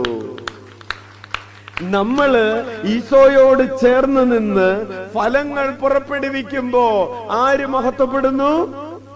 പിതാവായ ദൈവം മഹത്വപ്പെടുന്നു. അപ്പൊ നമ്മൾ ഈശോയോട് ചേർന്ന് ജീവിക്കുന്നത് വഴി ആർക്കാ ഗുണം കിട്ടുന്നത്? പിതാവായ ദൈവത്തിന്. അങ്ങനെ ഫലങ്ങൾ പുറപ്പെടുവിക്കുമ്പോ പിതാവായ ദൈവം മഹത്വപ്പെടുന്നു. ഒരു ഉദാഹരണത്തിന് പൗലോസ് അപ്പോസ്തലൻ എന്താണ് ഈ ഫലം എന്ന് പറഞ്ഞിട്ടുണ്ട്. നമ്മുടെ ആത്മീയ ജീവിതത്തിന്റെ ഫലങ്ങൾ എന്തൊക്കെയാണ്? റോമാക്കാർക്ക് എഴുതിയ ലേഖനം 1:13. സഹോദരരെ, റോമർ 1:13, സഹോദരരെ, ഇത് നിങ്ങൾ മനസ്സിലാക്കണം, മറ്റു വിജാതീയരുടെ ഇടയിൽ എന്നതുപോലെ നിങ്ങളുടെ ഇടയിലും ഫലമുളവാകുന്നതിന് നിങ്ങളുടെ അടുക്കൽ വരാൻ പലപ്പോഴും ഞാൻ ഒരുങ്ങിയതാണ്. വിജാതീയരുടെ ഇടയിൽ ഫലമുണ്ടായി. എന്താണ് ആ ഫലം? പൗലോസ് അപ്പോസ്തലൻ ചെന്ന് വചനം പ്രഘോഷിച്ച് ഫലമുണ്ടാക്കി. എന്താണ് ആ ഫലം? അതാണ് കരമടിച്ച് നന്ദി പറയാൻ. മറ്റുള്ളവർക്ക് ഈശോയിലുള്ള വിശ്വാസം കിട്ടുകയും അവരെ ഈശോയ്ക്ക് വേണ്ടി നേടാൻ സാധിക്കുകയും ചെയ്തു. അതാണ് ഒരു ക്രിസ്ത്യാനി തന്റെ ജീവിതം കൊണ്ടുണ്ടാക്കേണ്ട ഫലം.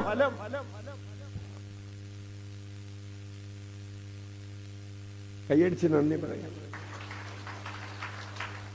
നീ എത്ര കാശ് നിനക്ക് വേണ്ടി ഉണ്ടാക്കിയെന്നല്ല, നീ കർത്താവിന് വേണ്ടി എന്ത് ഫലം പുറപ്പെടുവിച്ചു.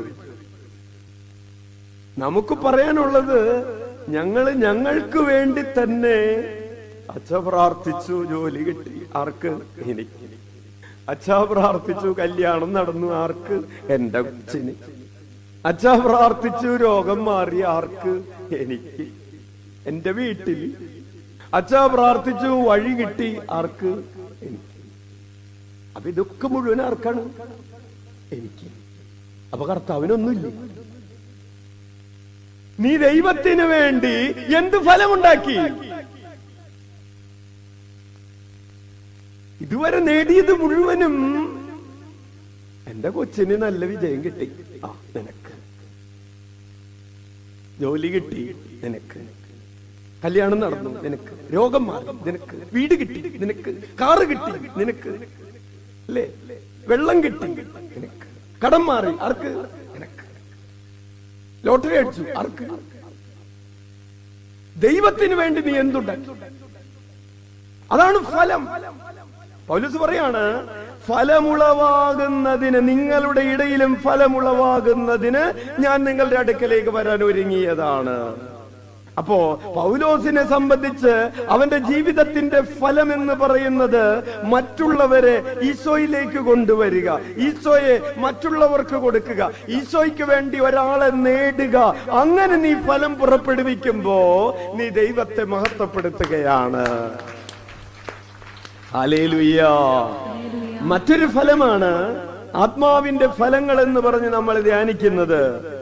എന്തൊക്കെയാണത്? സ്നേഹം, സമാധാനം, സൗമ്യത, ആനന്ദം, ആത്മസംയമനം, ക്ഷമ, ദയ, നന്മ, വിശ്വസ്തത, ലാളിത്യം, അനുസരണം, ബ്രഹ്മചര്യം. 12. പൗലോസ് അപ്പോസ്തലൻ 5-ാം അധ്യായം, ഗലാത്യർക്ക് എഴുതിയ 5-ാം അധ്യായം 22ഉം 23ഉം തിരുവചനങ്ങളിൽ 9 പറഞ്ഞിട്ടുണ്ട്. 9 കൂടെ സുവിശേഷ മൂല്യങ്ങൾ 9 ആണ് ആദ്യം പറഞ്ഞത്. സ്നേഹം, സമാധാനം, സൗമ്യത, ആനന്ദം, ആത്മസംയമനം, ക്ഷമ, ദയ, നന്മ, വിശ്വസ്തത. 9. അതിന്റെ കൂടെ സുവിശേഷ പുണ്യങ്ങൾ എന്ന് പറയുന്ന, എവഞ്ചേലിക്കൽ വെർച്യൂസ് എന്ന് പറയുന്ന ദാരിദ്ര്യം, ബ്രഹ്മചര്യം, അനുസരണം. ഇതുകൂടെ ഇങ്ങനെ 3 കൂടി കൂട്ടുമ്പോഴാണ് 12 ആകുന്നത്. അതിന്റെ പഠന പരമ്പരയാണ് നമ്മുടെ സഭാസനച്ചൻ നടത്തിക്കൊണ്ടിരിക്കുന്നത്. ഇതിൽ സ്നേഹമായിട്ടുള്ളൂ. സ്നേഹം കഴിയാൻ പോകും. അപ്പോൾ പ്രിയപ്പെട്ടവരെ, നമ്മൾ ഫലങ്ങൾ പുറപ്പെടുവിക്കണം. നമ്മളിൽ എത്രമാത്രം ക്ഷമയുണ്ട്, എത്രമാത്രം ദയയുണ്ട്, എത്രമാത്രം നന്മയുണ്ട്, ഇതൊക്കെ നോക്കിയിട്ടാണ് ദൈവം മഹത്വം. ഫലങ്ങൾ പുറപ്പെടുവിക്കണം. ഇനി മറ്റൊരു ഫലമുണ്ട്. കൊളോസ്സുകാർക്ക് എഴുതിയ ലേഖനം 1-ാം അധ്യായം 10-ാമത്തെ തിരുവചനത്തിൽ, കൊളോസസ് 1:10 പൗലോസ് അപ്പോസ്തലൻ പറയുന്ന ഒരു ഫലമുണ്ട്. എടുത്തേ വായിച്ചേ. കർത്താവിന് യോജിച്ചതും അവിടത്തേക്ക് തികച്ചും പ്രീതിജനകവുമായ ജീവിതം നയിക്കാൻ നിങ്ങൾക്കിടയാകട്ടെ. അതുവഴി നിങ്ങളുടെ എല്ലാ നല്ല പ്രവർത്തികളും ഫലദായകമാവുകയും. അപ്പോ ഫലദായകമാകുന്നത് എന്താണ്? നല്ല പ്രവർത്തികൾ എന്ന് പറയുന്ന ഫലം. Price the lord. ഹല്ലേലൂയ. അപ്പോൾ നീ നല്ല പ്രവർത്തികൾ, എന്തോ ആയിക്കോട്ടെ, നല്ല പ്രവർത്തികൾ ചെയ്യുമ്പോ ഒരാളുടെ കണ്ണീര് തുടക്കാണ്. നല്ലൊരു പ്രവൃത്തിയാണ്. ഈ ക്രിസ്തുമസിന് നീ ഒരാളുടെ വീട്ടിലേക്ക്, അയാളുടെ ഭവനത്തിൽ ആവശ്യമായിട്ടുള്ള അരിയാണെങ്കിലും കുറച്ച് ഒരു ദിവസത്തെ ഭക്ഷണത്തിന് ആവശ്യമായിട്ടുള്ളത്, അല്ലെങ്കിൽ ഒരു 1/2 കിലോ കേക്ക് ആയിക്കോട്ടെ, അല്ലെങ്കിൽ ഒരു ചെറിയ നക്ഷത്രം ആയിക്കോട്ടെ. അയാളുടെ വീട്ടില് നക്ഷത്രം ഇടാനായിട്ട് വകുപ്പില്ല, ഭക്ഷണമില്ല. നീ ഒരു 100, 150, 200 രൂപ മുടക്കിയിട്ട് ഒരു ഭക്ഷണത്തിനുള്ള ക്രമീകരണം നടത്തുന്ന ഒരു നല്ല പ്രവൃത്തി. ഞാൻ എല്ലാ കൊല്ലവും പറയാറുള്ള ഒരു കാര്യമുണ്ട്. എന്താണ്? കരോൾ പിരിവല്ല വേണ്ടത്, കരോൾ ഗിഫ്റ്റാണ് വേണ്ടത്.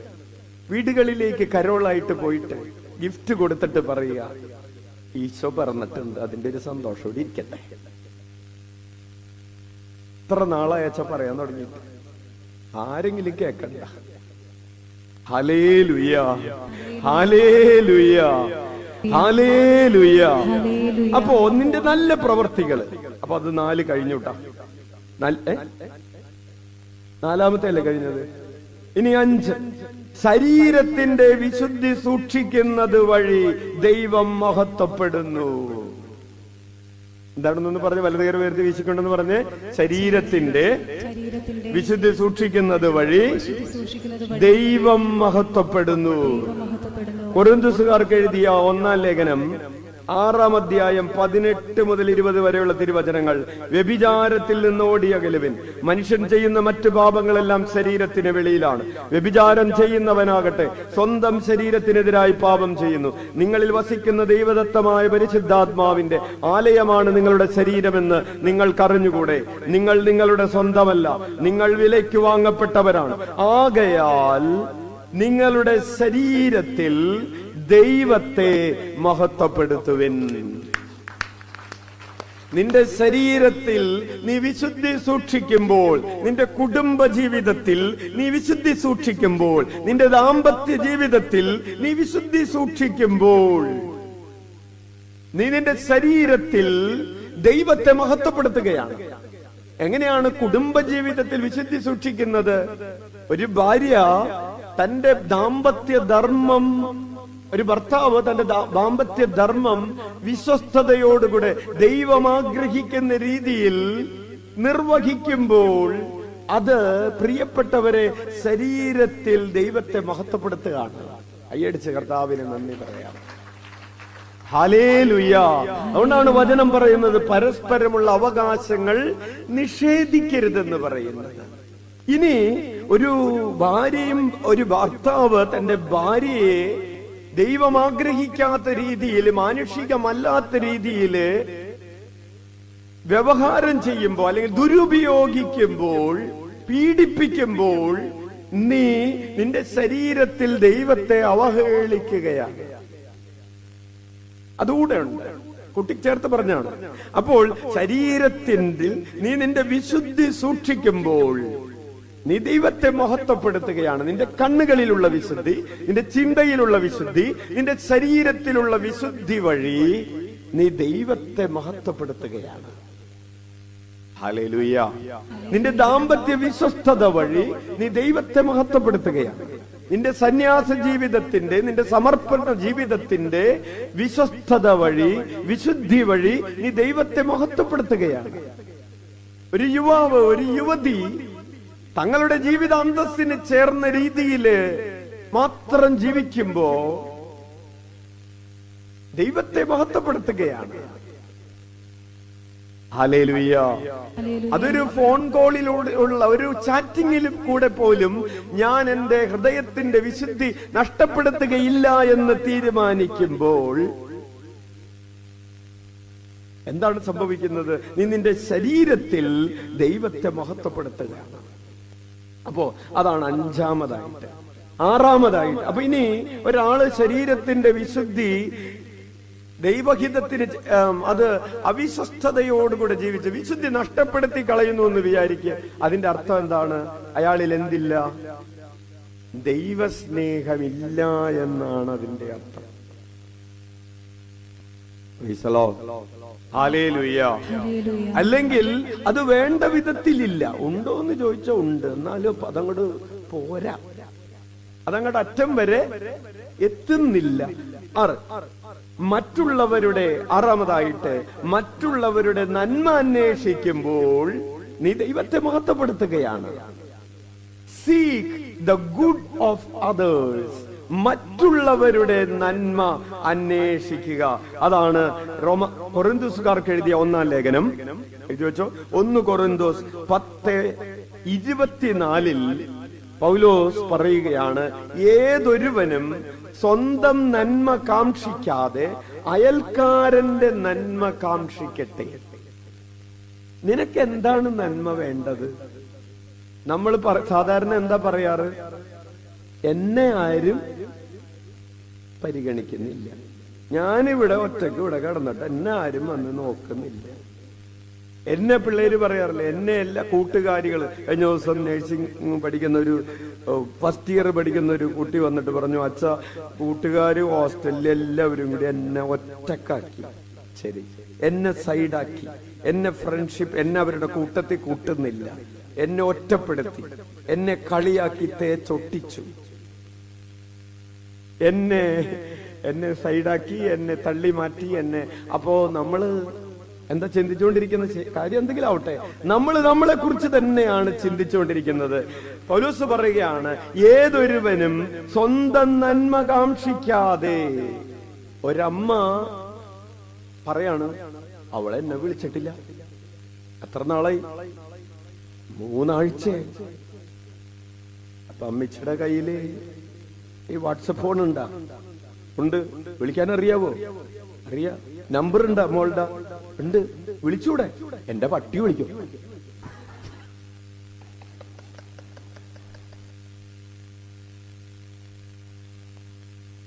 ഞാൻ വിളിക്കില്ല. അവൾക്ക് വേണമെങ്കിൽ അവള് വിളിക്കട്ടെ. അവന് വേണ്ട അതിരുന്നാ പോലെ. അല്ല, വിളിച്ചിട്ട് 3 ആഴ്ച. നമ്മള് താഴാൻ മറ്റുള്ളവരുടെ, നമ്മള് വിളിക്കാത്തതുകൊണ്ട്, അമ്മ വിളിക്കാത്തതുകൊണ്ട് മകള് വിഷമിച്ചിരിക്കുന്നുണ്ടാകുമോ? മകള് തന്നെ പറഞ്ഞോണ്ടിരിക്കുകയാണ്, അമ്മ വിളിക്കട്ടെ.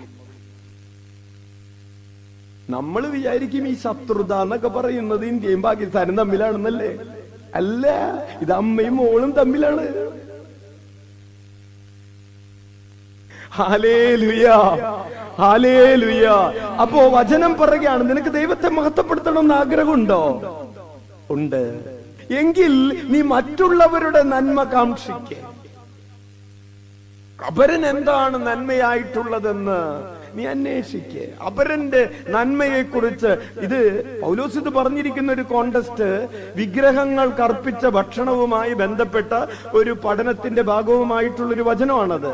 അപ്പോ അപരന് നീ ഉതപ്പുണ്ടാക്കാതെ എങ്ങനെ അത് കൈകാര്യം ചെയ്യാന്ന് നോക്ക്.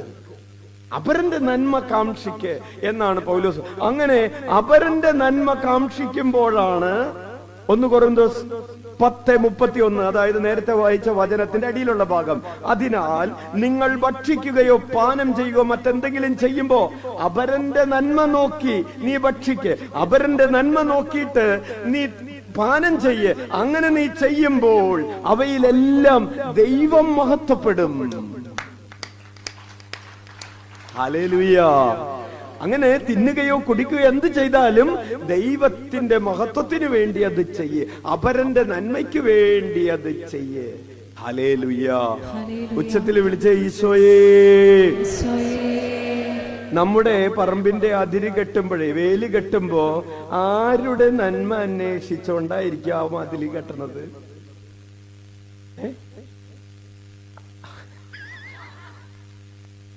കഴിഞ്ഞ ദിവസം ഒരു ചേട്ടൻ വന്നിട്ട് പറഞ്ഞു, അച്ഛന്റെ അയൽക്കാരൻ ഒരു മതില് കെട്ടി. അയാള് കെട്ടിയത് ഒരിത്തിരി അയാളുടെ സ്ഥലത്ത് തന്നെയാണ് കെട്ടിയത്, പക്ഷെ ഇങ്ങനെ നേരെ അങ്ങോട്ട് സ്ക്വയർ ഇട്ട് അങ്ങോട്ട് കെട്ടി. എന്റെ വണ്ടി വന്നാൽ തിരിയില്ല, തിരിയുമ്പോ കാറ് ഒരയും. അപ്പൊ എനിക്കിപ്പോ വണ്ടി കൊണ്ടുപോകാൻ പറ്റാണ്ടായി. അയാൾ സ്ക്വയർ ആയിട്ട് കെട്ടി. അയാൾക്ക് അത് ഇത്തിരി വളച്ച് കെട്ടിയിരുന്നെങ്കിൽ, അച്ഛന്റെ വീട്ടിൽ വന്നിട്ടുള്ളവർക്കറിയാം, അച്ഛന്റെ വീടിന്റെ അയൽവക്കത്തുള്ള സഹോദരൻ മതില് കെട്ടിയപ്പോ സ്ഥലം വിട്ടു. അത് കഴിഞ്ഞിട്ട് മതില് കെട്ടിയപ്പോ ഇങ്ങനെ വളച്ച് കെട്ടി. അദ്ദേഹത്തിന് അത് വളച്ച് കെട്ടുക എന്ന് പറയുന്നത് പണം കൂടുതൽ ചെലവുള്ള കാര്യമാണ്, അല്ലേ? സ്ക്വയർ ആയിട്ട് ഇങ്ങനെ. പക്ഷേ അപരന്റെ നന്മ കാക്ഷിക്കുന്ന ഒരാള്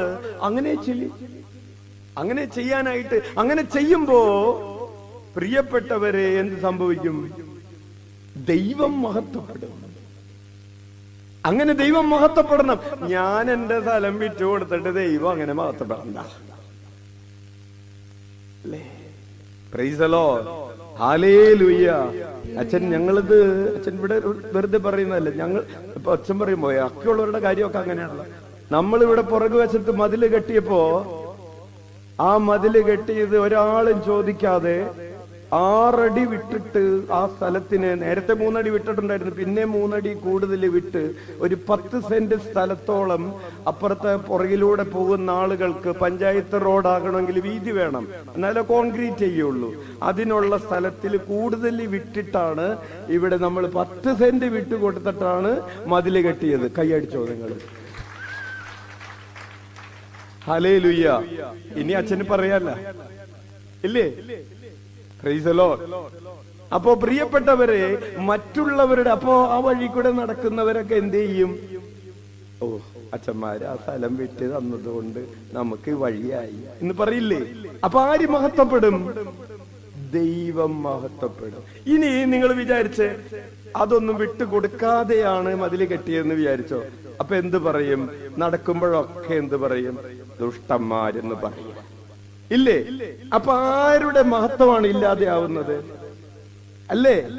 ആര് കാരണം? അച്ഛന്മാര് കാരണം. ഇത് ഇത്രയും ക്ലിയർ ആയില്ലേ? നീ പറഞ്ഞത് നിങ്ങളുടെ ജീവിതമായിട്ട് അങ്ങോട്ട് അപ്ലൈ ചെയ്തോ.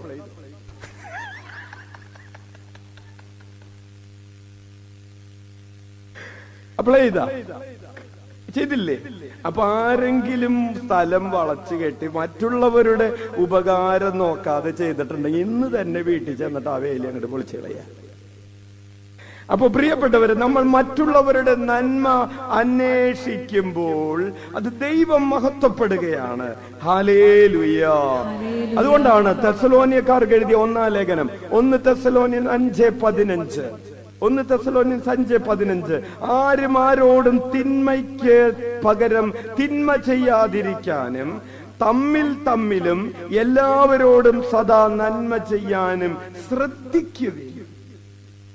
വലതുകരം ഉയർത്തി വീശിക്കൊണ്ട് പറഞ്ഞ്, ആരും ആരോടും തിന്മയ്ക്ക് പകരം തിന്മ ചെയ്യാതിരിക്കാനും തമ്മിലും എല്ലാവരോടും സദാ നന്മ ചെയ്യാനും ശ്രദ്ധിക്കുവിൻ. തിന്മയ്ക്ക് പകരം തിന്മ ചെയ്യാതിരിക്കാൻ ശ്രദ്ധിക്കണം, നന്മ ചെയ്യാൻ ശ്രദ്ധിക്കണം. അപ്പൊ അങ്ങനെ ചെയ്യുമ്പോ എന്തുണ്ടാവും? ദൈവം മഹത്വപ്പെടും. ഗലാത്യർക്ക് എഴുതിയ 5-ാം അധ്യായം 14-15 തിരുവചനങ്ങൾ, എന്തെന്നാൽ നിന്നെ പോലെ നിന്റെ അയൽക്കാരനെയും സ്നേഹിക്കുക എന്ന ഒരേ ഒരു കൽപ്പനയിൽ നിയമം മുഴുവനും അടങ്ങിയിരിക്കുന്നു. എന്നാൽ നിങ്ങൾ അന്യോന്യം കടിച്ചു കീറുകയും വിഴുങ്ങുകയും ചെയ്ത് പരസ്പരം നശിപ്പിക്കാതിരിക്കാൻ ശ്രദ്ധിച്ചുകൊള്ളുക. ആ വചനം നല്ല വചനമാണ്. എന്താണ്? സ്നേഹിക്കണമെന്ന് മാത്രമല്ല എഴുതിയിരിക്കുന്നത്, അന്യോന്യം കടിച്ചു കീറരുതെന്ന്. ഹല്ലേലൂയ. അത് ആരെ കുറിച്ചായിരിക്കും ഉദ്ദേശിച്ചത്? ഒരു കുടുംബത്തിലുള്ള 2 പേര് കടിച്ചു കീറുന്നു.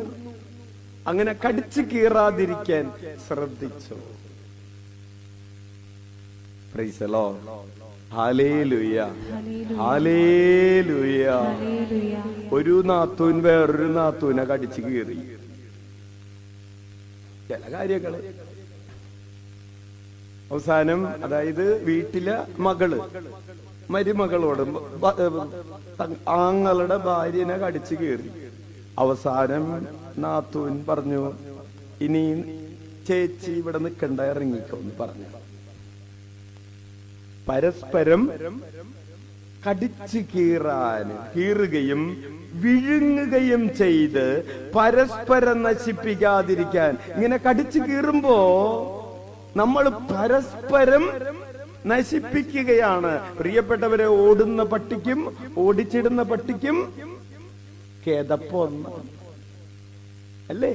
കേസ് കൊടുത്ത ആൾക്കും മറ്റേയാൾക്കും. അതാണ് ഈ ഓടുന്ന പട്ടി ഓടിച്ചിടുന്ന പട്ടി. 2 പേർക്കും ഒരേപോലെയാണ് നഷ്ടം. നിങ്ങൾ പരസ്പരം കടിച്ചു കീറാതിരിക്കാൻ, പരസ്പരം വിഴുങ്ങാതിരിക്കാൻ ശ്രദ്ധിക്കുവിൻ. ഹല്ലേലൂയ. 7-ാമതായി, ദൈവം എപ്പോഴാണ് മഹത്വപ്പെടുന്നത്? അപ്പോ 6-ാമതായിട്ട് നമ്മൾ പറഞ്ഞത് മറ്റുള്ളവരുടെ നന്മ അന്വേഷിക്കുക. മറ്റുള്ളവർക്ക് എങ്ങനെ ഗുണമുണ്ടാകുമെന്ന് അന്വേഷിക്കുക. ഒരു പള്ളിപ്പറമ്പിൽ നിന്ന് ഒരു ചേട്ടന്റെ വീട്ടിലേക്ക് വികാരിച്ചൻ പറഞ്ഞു, അവിടെ ക്ലീൻ ചെയ്യുമ്പോ അവിടുത്തെ കുന്ന് നിരത്തുമ്പോ ആ നിരത്തുന്ന മണ്ണുണ്ടല്ലോ, ഒരു ഗുണമില്ലാത്ത മണ്ണാണ് ഇത്, ഇവിടെ ഇങ്ങോടെങ്കിലും ഒഴിവാക്കിയാൽ മതി ആ മണ്ണ്.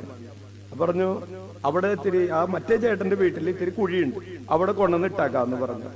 അങ്ങനെ ഈ പള്ളിപ്പറമ്പിലെ കുന്നിന്ന് മണ്ണ് മാറ്റിക്കൊണ്ടിരിക്കുമ്പോ വേറൊരാൾ വന്നിട്ട് പറഞ്ഞു, ഇവിടത്തെ മണ്ണ് ആർക്കും അങ്ങനെ വെറുതെ കൊടുക്കാൻ പറ്റില്ല, നമുക്കിത് ശല്യമാണെങ്കിലും ഇവിടെ തന്നെ. എന്തിന് പള്ളിയിൽ കുർബാന കഴിഞ്ഞ് ഞായറാഴ്ച കുർബാന കഴിഞ്ഞ് മുണ്ട് മാറിയിട്ടില്ല, കുർബാന കഴിഞ്ഞ് നേരെ വികാരിച്ചന്റെ മുറിയിൽ ചെന്നിട്ട് ഒരു സുഹൃതം, ക്രിസ്മസിന് ഒരുക്കമായിട്ട് ഒരു പാര. നമ്മളുടെ പുൽക്കൂട് സുഹൃതങ്ങൾ കൊണ്ട്, കൊച്ചു കൊച്ചു പൂക്കൾ കൊണ്ടല്ല, കൊച്ചു കൊച്ചു പാരകൾ കൊണ്ട് അലങ്കരിക്കപ്പെട്ടിരിക്കുകയാണ്. ഹല്ലേലൂയ. ഉണ്ണിക്ക് പിറക്കുമ്പോ നല്ല സുഖമായിരിക്കും. അപ്പോ പ്രിയപ്പെട്ടവരെ, അപ്പൊ അതാണ് മറ്റുള്ളവരുടെ നന്മ അന്വേഷിക്കുക. 7 ഉദാരമായി നൽകുമ്പോ ദൈവം മഹത്വപ്പെടുമെന്ന് പറയുന്നൊരു വചനമുണ്ട്. കൊരിന്ത്യസ്സുകാർക്ക് എഴുതിയ 2-ാം ലേഖനം 9:13. കൊരിന്ത്യസ് 2:9-13.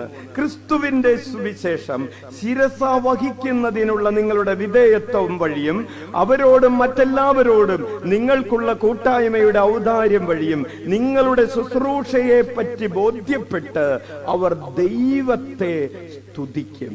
കൈയടിച്ച് കർത്താവിന് നന്ദി പറഞ്ഞു. അപ്പൊ എങ്ങനെയാണ് ദൈവത്തെ സ്തുതിക്കുന്നത് മറ്റുള്ളവര്? നിങ്ങളുടെ വിധേയത്വം, നിങ്ങൾക്ക് എല്ലാവരോടുള്ള കൂട്ടായ്മയും ഔദാര്യം വഴിയും. നിങ്ങൾ എല്ലാവരോടും നിങ്ങൾ ഈ ഔദാര്യം എന്ന് പറയുമ്പോ കാശ് കൊടുക്കുന്നത് മാത്രമല്ല, നിങ്ങൾ സമയം കൊടുക്കുകയാണ്. Generosity with your time, generosity with your talent, generosity with your tongue. നിങ്ങളുടെ വായ കൊണ്ട് നല്ല വാക്ക് പറയുമ്പോ നിങ്ങൾ ഔദാര്യം കാണിക്കുകയാണ്. അപ്പൊ ഉദാരമായി ഒരു നന്മ പറയുമ്പോ, നിങ്ങൾ വേറൊരാൾക്ക് വേണ്ടി പ്രാർത്ഥിക്കുമ്പോ ഒക്കെ ഈ ജനറോസിറ്റിയോടുകൂടെ, അപ്പൊ സമ്പത്ത്, സമയം, എല്ലാറ്റിനെയും കുറിച്ച് ഉദാരമതിയാകുമ്പോ എന്താ കിട്ടുന്നത്? നമ്മള് ഉദാരമതി, ജനറോസിറ്റി എന്തിനാണ്? മേടിക്കാനല്ലല്ലോ, കൊടുക്കാനല്ലേ. നല്ലൊരു ചിരി ഔദാര്യത്തോടുകൂടെ കൊടുത്തൂടെ? ശരിക്കും എന്തിനാണ് ഇങ്ങനെ? ഒന്ന് ഒരു ഔദാര്യത്തോടു കൂടി ആ ചേച്ചിനെ നോക്കി ഒന്ന് ചിരിച്ചേ. ചേച്ചിനെ നോക്കി ചിരിക്കാൻ ആരുമില്ല. ഇവിടെ മേരിച്ചു. ഹല്ലേലൂയ. പ്രിയപ്പെട്ടവരെ, കർത്താവ് അച്ഛൻ ഒത്തിരിയേറെ ഉദാഹരണങ്ങളുണ്ട്, ഉദാഹരണങ്ങൾ പറയുന്നില്ല. ഇപ്പൊ ഇത്രയും മതി. 7-ാമത്തെ കാര്യം, നമ്മൾ വേറൊരാളോട്, ഇപ്പൊ നമ്മള് ഉദാരത കാണിക്കുന്നതിന്റെ ഒരു ഉദാഹരണം പറയാം. നമ്മൾ വണ്ടി ഓടിച്ച്, കാർ ഓടിച്ച്, കാർ ഓടിക്കുന്ന ചേട്ടന്മാര് വണ്ടി ഓടിച്ചു പോകുമ്പോ ആ ഡിം ലൈറ്റ് ഇല്ലേ, രാത്രിയാണെങ്കിൽ അതൊന്ന് താത്തി ആ ഡിമ്മ് കൊടുക്കുന്നത് ഒരു ഔദാര്യമാണ്, ഉദാരതയാണ്. നമ്മൾ കൊടുത്തില്ല എന്ന് വിചാരിച്ചാൽ നമ്മളെ പോലീസ് പിടിക്കൊന്നുമില്ല.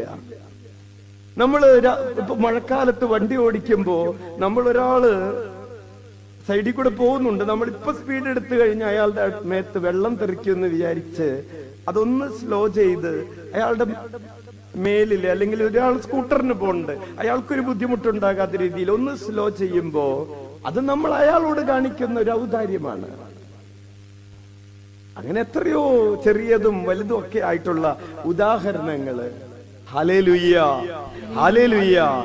അപ്പോൾ നമ്മൾ ഈ അനുഭവിച്ചു കൊണ്ടിരിക്കുന്നൊക്കെ ഉണ്ടല്ലോ. ഇപ്പൊ നമുക്ക് ഇവിടെ ഉള്ള പഴയ ദേവാലയങ്ങള്, അച്ഛന്റെ ദേവാലയം 90 വർഷം പഴക്കമുള്ള പള്ളിയാണ്. 90 വർഷം മുമ്പ് ഈ ദേവാലയം പണിയാൻ വേണ്ടി നമ്മുടെ വീടുകളിലൊന്നും ഒരാളുടെ കയ്യിൽ കാശുണ്ടായിട്ടില്ല. അപ്പോ ആരൊക്കെയോ ഔദാര്യത്തോടുകൂടെ കൊടുത്തു. ഇപ്പോഴും നമ്മുടെ ഇവിടെ പള്ളികൾ പണിയുമ്പോ പിതാക്കന്മാര് എഴുതും. എങ്ങോട്ട്? വിദേശത്തേക്ക് എഴുതും. ഇവിടെ ഉള്ളവര് പാവപ്പെട്ടവരാണ്, ഇവിടെ ഉള്ളവര് പട്ടിണിക്കാരാണ്, ഇവിടെ ഉള്ളവർക്ക് നേരെ ഇരിക്കാൻ തന്നെ സമയമില്ല. അപ്പൊ അതുകൊണ്ട് ഞങ്ങളെ സഹായിക്കണമെന്നൊക്കെ പറഞ്ഞ് എഴുതി പ്രോജക്റ്റ് എന്ന് പറയും നമ്മള്. പക്ഷെ ഇത് വേറെ ഏതെങ്കിലുമൊക്കെ വീട്ടിൽ നിന്ന് ഇങ്ങനെ കൊടുത്തതിന്റെ ഫലമായിട്ടാണ് ഇവിടെ പള്ളികൾ ഉണ്ടായതും ഇവിടെ പള്ളിക്കൂടങ്ങൾ ഉണ്ടായതും ഇവിടെ സഭയുടെ സ്ഥാപനങ്ങളൊക്കെ ഉള്ളത് ആരെങ്കിലുമൊക്കെ ഇങ്ങനെ ഉദാരമായി കൊടുത്തത് വഴിയാണ്. No doubt. ഇവിടെ ഈ അവിലയില് ഇതൊക്കെ ഈ കോവിഡ് കാലത്ത് ഇവിടെ നമുക്ക് ഇതൊക്കെ ചെയ്തത് ആരാണ്? ആരെങ്കിലുമൊക്കെ കൊടുത്തതല്ലേ? ആണോ? അല്ലെങ്കിൽ ഇവിടെ വീണ തേങ്ങ വിറ്റിട്ട് കിട്ടിയ പൈസ ഒറ്റാണോ? തേങ്ങയിലൂടെ തെങ്ങില്ല, കഞ്ഞിക്കിടാൻ തേങ്ങയില്ല. അപ്പൊ കഴിഞ്ഞ ആഴ്ച അതുകൊണ്ടാണ് അച്ഛൻ പറഞ്ഞത് തേങ്ങ ഉള്ളൊരു കൊണ്ടൊന്നോ വേണ്ടെന്ന് പറയില്ല. Hallelujah, hallelujah. അപ്പോ ഉദാരമായി കൊടുക്കുക. അപ്പോ എന്തുണ്ടാവും? അപ്പൊ ആര് മഹത്വപ്പെടും? ദൈവം മഹത്വപ്പെടും. പ്രിയപ്പെട്ടവരെ, ഞങ്ങള് വൈദിക പരിശീലനത്തിനു വേണ്ടി വീട്ടിൽ നിന്ന് അങ്ങനെ കാര്യമായിട്ടൊന്നും കൊടുത്തിട്ടില്ല. വൈദിക പരിശീലനം 10, 12, 13 വർഷം ഒരു വൈദിക പരിശീലനത്തിലായിരിക്കുന്ന വൈദിക വിദ്യാർത്ഥിക്ക് എന്തോരം ചെലവുണ്ട്. ഈ ചെലവുകൾ മുഴുവൻ ആരാ കൊടുത്തത്? ആരൊക്കെയോ കൊടുത്തത്. ഉദാരമതികൾ കൊടുത്തത് വഴി ആ പഠനം നടന്നു. ഹല്ലേലൂയ. അപ്പോ അച്ഛൻ നിങ്ങളോട് ഓർമ്മിപ്പിക്കുകയാണ് ഇത് പറയുമ്പോ. നമ്മൾ ഇപ്പൊ വൈദിക പരിശീലനത്തിന്റെ ആ ഒരു കാര്യത്തിലേക്ക് നമ്മൾ കഴിഞ്ഞ വർഷം 1.5 ലക്ഷം രൂപ കൊടുത്തു ആഫ്രിക്കയിലുള്ള വൈദിക വിദ്യാർത്ഥിയെ പഠിപ്പിക്കുന്നതിന്. ഈ വർഷം ഒരു 50,000 രൂപയോളം ആയിട്ടുണ്ട്. കൊടുത്തിട്ടില്ല, കൊടുക്കണം. അപ്പോ നമ്മൾ അത് കൊടുക്കുമ്പോ, നമ്മൾ ഉദാരമായിട്ട് കൊടുക്കുമ്പോ കർത്താവ് മഹത്വപ്പെടുന്നു. അതാണ് ഇവിടുത്തെ പോയിന്റ്. എന്തുകൊണ്ട് ഞാൻ ഇങ്ങനെ ഉദാരമായിട്ട് കൊടുത്ത് കർത്താവിനെ മഹത്വപ്പെടുത്തണം? എന്തുകൊണ്ടാണ് ഇവർക്കൊക്കെ ഇങ്ങനെ കൊടുക്കാൻ തോന്നിയത്? അവരുടെ ഉള്ളിൽ എന്തുള്ളത് കൊണ്ടാണ്? ദൈവസ്നേഹമുള്ളത് കൊണ്ടാണ്. ഈ പണികൾ നടന്നുകൊണ്ടിരുന്നപ്പോ പലരും അച്ഛനെ വിളിച്ച് അച്ഛനെ അതുവരെ അറിയാത്ത ആളുകൾ, അച്ഛ എന്താ ചെയ്യേണ്ടത്, ഇങ്ങനെ അച്ഛന് ഇന്ന് വരെ അച്ഛൻ കണ്ടിട്ടില്ലാത്ത കുറെ ആളുകൾ പോലും അച്ഛന് വേണ്ടിയിട്ട് ഇതിനു വേണ്ടിയിട്ട് പൈസ തന്നിട്ടുണ്ട്. അതൊക്കെ അപ്പൊ അന്ന് അക്കൗണ്ട് നമ്പർ പോലും ഇല്ലാത്തതുകൊണ്ട് കടമുള്ള കടയിലേക്ക് അയച്ചോളാൻ പറഞ്ഞു. ഹല്ലേലൂയ. അവര് കണ്ടിട്ടുമില്ല, ഇവിടെ വന്നിട്ടുമില്ല. ആരൊക്കെ കർത്താവ് അവരുടെ ഉള്ളിലുള്ള ദൈവസ്നേഹം മൂലം അവരത് ചെയ്തു. Price the Lord. ഇനി പ്രിയപ്പെട്ടവരെ, 8ാമതായി ആദരണീയമായി ജീവിക്കുക. നമ്മൾ ആദരണീയമായ ഒരു ജീവിതമുണ്ട്. എന്താണെന്ന് പറഞ്ഞുതരാം. 1 പത്രോസ് 2:12. അച്ഛൻ അവസാനിപ്പിക്കുകയാണ്. സമയം 1 മണിക്കൂറായി ഇല്ലേ? 1 മണിക്കൂർ കഴിഞ്ഞു. ബോറടിച്ചോ നിങ്ങൾക്ക്? തുടരണോ? തീർത്തോട്ടെ, അല്ലെങ്കിൽ പിന്നെ അടുത്താഴ്ച. വിജാതിരുടെ ഇടയിലുള്ള നിങ്ങളുടെ പെരുമാറ്റം നന്നായിരിക്കട്ടെ. നിങ്ങൾ ആദരണീയമായി ജീവിക്കുക. നിങ്ങൾ ദുഷ്കർമ്മികളാണെന്ന് നിങ്ങൾക്കെതിരായി പറയുന്നവർ നിങ്ങളുടെ നല്ല പ്രവൃത്തികൾ കണ്ട് പ്രത്യാഗമന ദിവസം ദൈവത്തെ സ്തുതിക്കട്ടെ. കൈയടിച്ച് കർത്താവിന് നന്ദി പറ. അതായത് ഒരു വീട്ടിൽ നിന്ന് ഒരു കലഹത്തിന്റെ സ്വരം ഉയരുകയാണെന്ന് വിചാരിച്ചോ. ഒരു വീട്ടില് എന്തോ ഒരു സ്വരം, പാത്രം പറക്കണ സ്വരം. കോഴി പറക്കണ സ്വരം അല്ല, പിന്നെ ഒരു ഒച്ച, ഒരു ബഹളം, ഒരു കലഹത്തിന്റെ സ്വരം. അപ്പുറത്ത് നിന്ന് ഒരു ചേച്ചി, ശ്യാമള ചേച്ചി നോക്കിക്കഴിഞ്ഞപ്പോ മേരി ചേച്ചിയും ജോസഫ് ചേട്ടനും കൂടി തമ്മിലുള്ള പൊരിഞ്ഞടി നടക്കാണ്. അതായത് മേരി ചേച്ചി പള്ളിയിൽ പോയി വന്ന സാരി മാറിയിട്ടില്ല. ജോസഫേട്ടൻ പള്ളിയിൽ പോവാൻ വേണ്ടി ഉടുത്ത ആ മുണ്ട് അങ്ങനെ ഉടുത്ത് പോവാൻ വേണ്ടി ഇറങ്ങിയപ്പോഴാണ് മേരി ചേച്ചി വന്നപ്പോ ഇത്തിരി വൈകിയതിന്റെ ഒരു ചെറിയ അതിലെ ഒരു കാര്യം ചോദിച്ചു. നീ ഇത് മനസ്സിലായില്ലേ? എവിടെ പോയി കിടക്കായിരുന്നു? അത്രേ ഉള്ളൂ. അങ്ങനെ ഉണ്ടല്ലോ ഒരു വാക്കില്ലേ. അപ്പൊ അത് ചോദിച്ചു. അപ്പൊ മേരി ചേച്ചി ഇപ്പൊ നമുക്ക് പറയാൻ പറ്റാത്തൊരു കാര്യം കൂടെ പറഞ്ഞു. അപ്പോ അങ്ങനെയാണ് പാത്രം പറക്കാനും ഒച്ച ഉണ്ടാവാനും ബഹളം ഉണ്ടാവാനും ഒക്കെ തുടങ്ങിയത്. ഈ ജീവിതത്തെയാണ് ആദരണീയമായ ജീവിതം എന്ന് പറയുന്നത്. പ്രിയപ്പെട്ടവരെ, നിങ്ങൾ ആദരണീയമായി ജീവിക്കുമ്പോ, സ്നേഹത്തിൽ ജീവിക്കുമ്പോ, സമാധാനത്തിൽ ജീവിക്കുമ്പോ മറ്റുള്ളവര്, അതാണ് ആദരണീയമായ ജീവിതം. അപ്പൊ നിങ്ങളുടെ ഈ ആദിമസഭയിൽ ഇതിനൊരു പശ്ചാത്തലമുണ്ട്. ക്രിസ്ത്യാനികൾ കൂടോത്രക്കാരാണെന്ന് പറഞ്ഞുകൊണ്ടിരുന്നൊരു കാലമുണ്ട്. അവര് ദേ പോയിട്ട് ആ കുരിശി കിടക്കുന്ന ആളുടെ മുമ്പിൽ നിന്ന് ഏതാണ്ടൊക്കെ കാണിക്കുന്നുണ്ട്, കൂടോത്രം ചെയ്യാണ് എന്ന് പറഞ്ഞിരുന്ന ആ ഒരു പശ്ചാത്തലത്തിൽ വിജാതി നിങ്ങൾ ദുഷ്കർമ്മികളാണെന്ന് പറയുന്നവര് പ്രത്യാഗമന ദിവസത്തിൽ ദൈവത്തെ മഹത്വപ്പെടുത്തും. നിങ്ങളുടെ ആദരണീയമായ ജീവിതം കണ്ടിട്ട്, നിങ്ങൾ സ്നേഹത്തിൽ ജീവിക്കുന്നത് കണ്ടിട്ട്, നിങ്ങള് മദ്യപിക്കാത്തത്, അവര് ഈശോയിൽ വിശ്വസിച്ചതോടുകൂടി അവര് മദ്യപാനം ഉപേക്ഷിച്ചു. ഈശോയിൽ വിശ്വസിച്ചതോടുകൂടി അവര് കലഹം മറന്നു. ഈശോയിൽ വിശ്വസിച്ചതോടുകൂടി അവർക്ക് ശത്രുതയില്ല. അവര് നല്ല ആളുകളായി, സ്നേഹിക്കുന്നവരായി, പ്രാർത്ഥിക്കുന്നവരായി. ആദരണീയമായ ജീവിതം, നിങ്ങളുടെ ആദരണീയമായ ജീവിതം കാണുമ്പോ ആളുകൾ, വിജാതീയര് ദൈവത്തെ മഹത്വപ്പെടുത്തും. അതുകൊണ്ടാണ് ഈശോ പറഞ്ഞത് മത്തായി 5:16 ഈശോ പറഞ്ഞു, മനുഷ്യർ നിങ്ങളുടെ സത്പ്രവർത്തികൾ കണ്ട് സ്വർഗസ്ഥനായ നിങ്ങളുടെ പിതാവിനെ മഹത്വപ്പെടുത്തേണ്ടതിന് നിങ്ങളുടെ വെളിച്ചം അവരുടെ മുൻപിൽ പ്രകാശിക്കട്ടെ. ഉച്ചത്തിൽ വിളിച്ച ഈശോയേ, ഈശോയേ. വലതുകരം ഉയർത്തി വീശിക്കൊണ്ട് പറയാം, നിങ്ങളുടെ വെളിച്ചം അവരുടെ മുമ്പിൽ പ്രകാശിക്കട്ടെ. നിങ്ങളുടെ വെളിച്ചം അവരുടെ മുമ്പിൽ പ്രകാശിക്കട്ടെ. അച്ഛനൊന്ന് ചോദിച്ചോട്ടെ, മറ്റുള്ളവരുടെ മുമ്പിൽ നിങ്ങളുടെ വെളിച്ചമാണോ ഇരുട്ടാണോ തെളിഞ്ഞു കാണുന്നത്? മറ്റുള്ളവരിങ്ങനെ പറയാൻ ഇടവരരുത്, ഇവരൊക്കെ പള്ളി പോയിട്ട് എന്താ കാര്യം,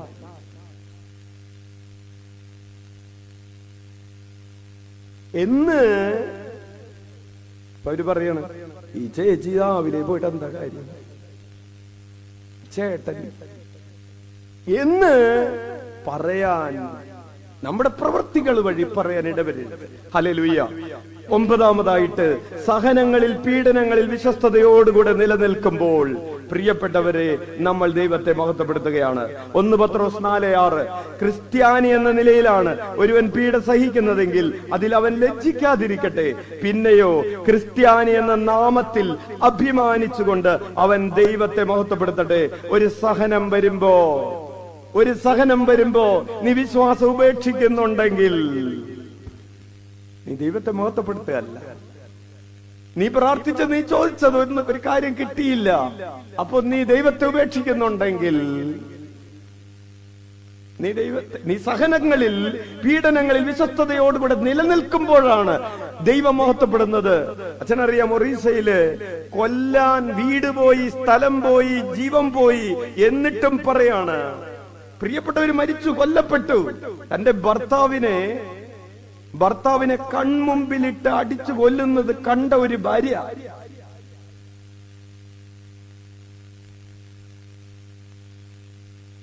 തന്റെ ഭാര്യയെ കത്തിച്ചത് കണ്ടു നിന്നൊരു ഭർത്താവ്, എന്നിട്ട് ആ ഭാര്യയുടെ ശരീരം ഒരു പായയില് പൊതിഞ്ഞിട്ട് സൈക്കിളിൽ വെച്ച് കൊണ്ടുവരാണ് ഒറ്റക്ക്. എന്നിട്ടും അവര് പറയാണ്, ഈശോയല്ലാതെ ഒരു ജീവിതമില്ലെന്ന്. അച്ഛൻ പറയുന്നത് വളരെ പഴയൊരു കഥയൊന്നുമല്ല, സമീപ ഭൂതകാലത്തെ, അതായത് 2008 ഓഗസ്റ്റ് മാസത്തിൽ ഒരു കഥയാണ് അച്ഛൻ നിങ്ങളോട് പറഞ്ഞത്. 1 അല്ല 2. ഹല്ലേലൂയ. 10ാമതായിട്ട്, വിശ്വാസത്തോടെ മരണത്തെ അഭിമുഖീകരിക്കുമ്പോൾ നീ ദൈവത്തെ മഹത്വപ്പെടുത്തുകയാണ്. നിന്റെ മരണത്തിലും പൗലോസ് പറഞ്ഞതുപോലെ എന്റെ ജീവനിലും എനിക്കൊന്നിലും ലജ്ജിക്കേണ്ടി വരികയില്ല. ഫിലിപ്പിയർക്ക് എഴുതിയ ലേഖനം 1:20-21 തിരുവചനങ്ങൾ.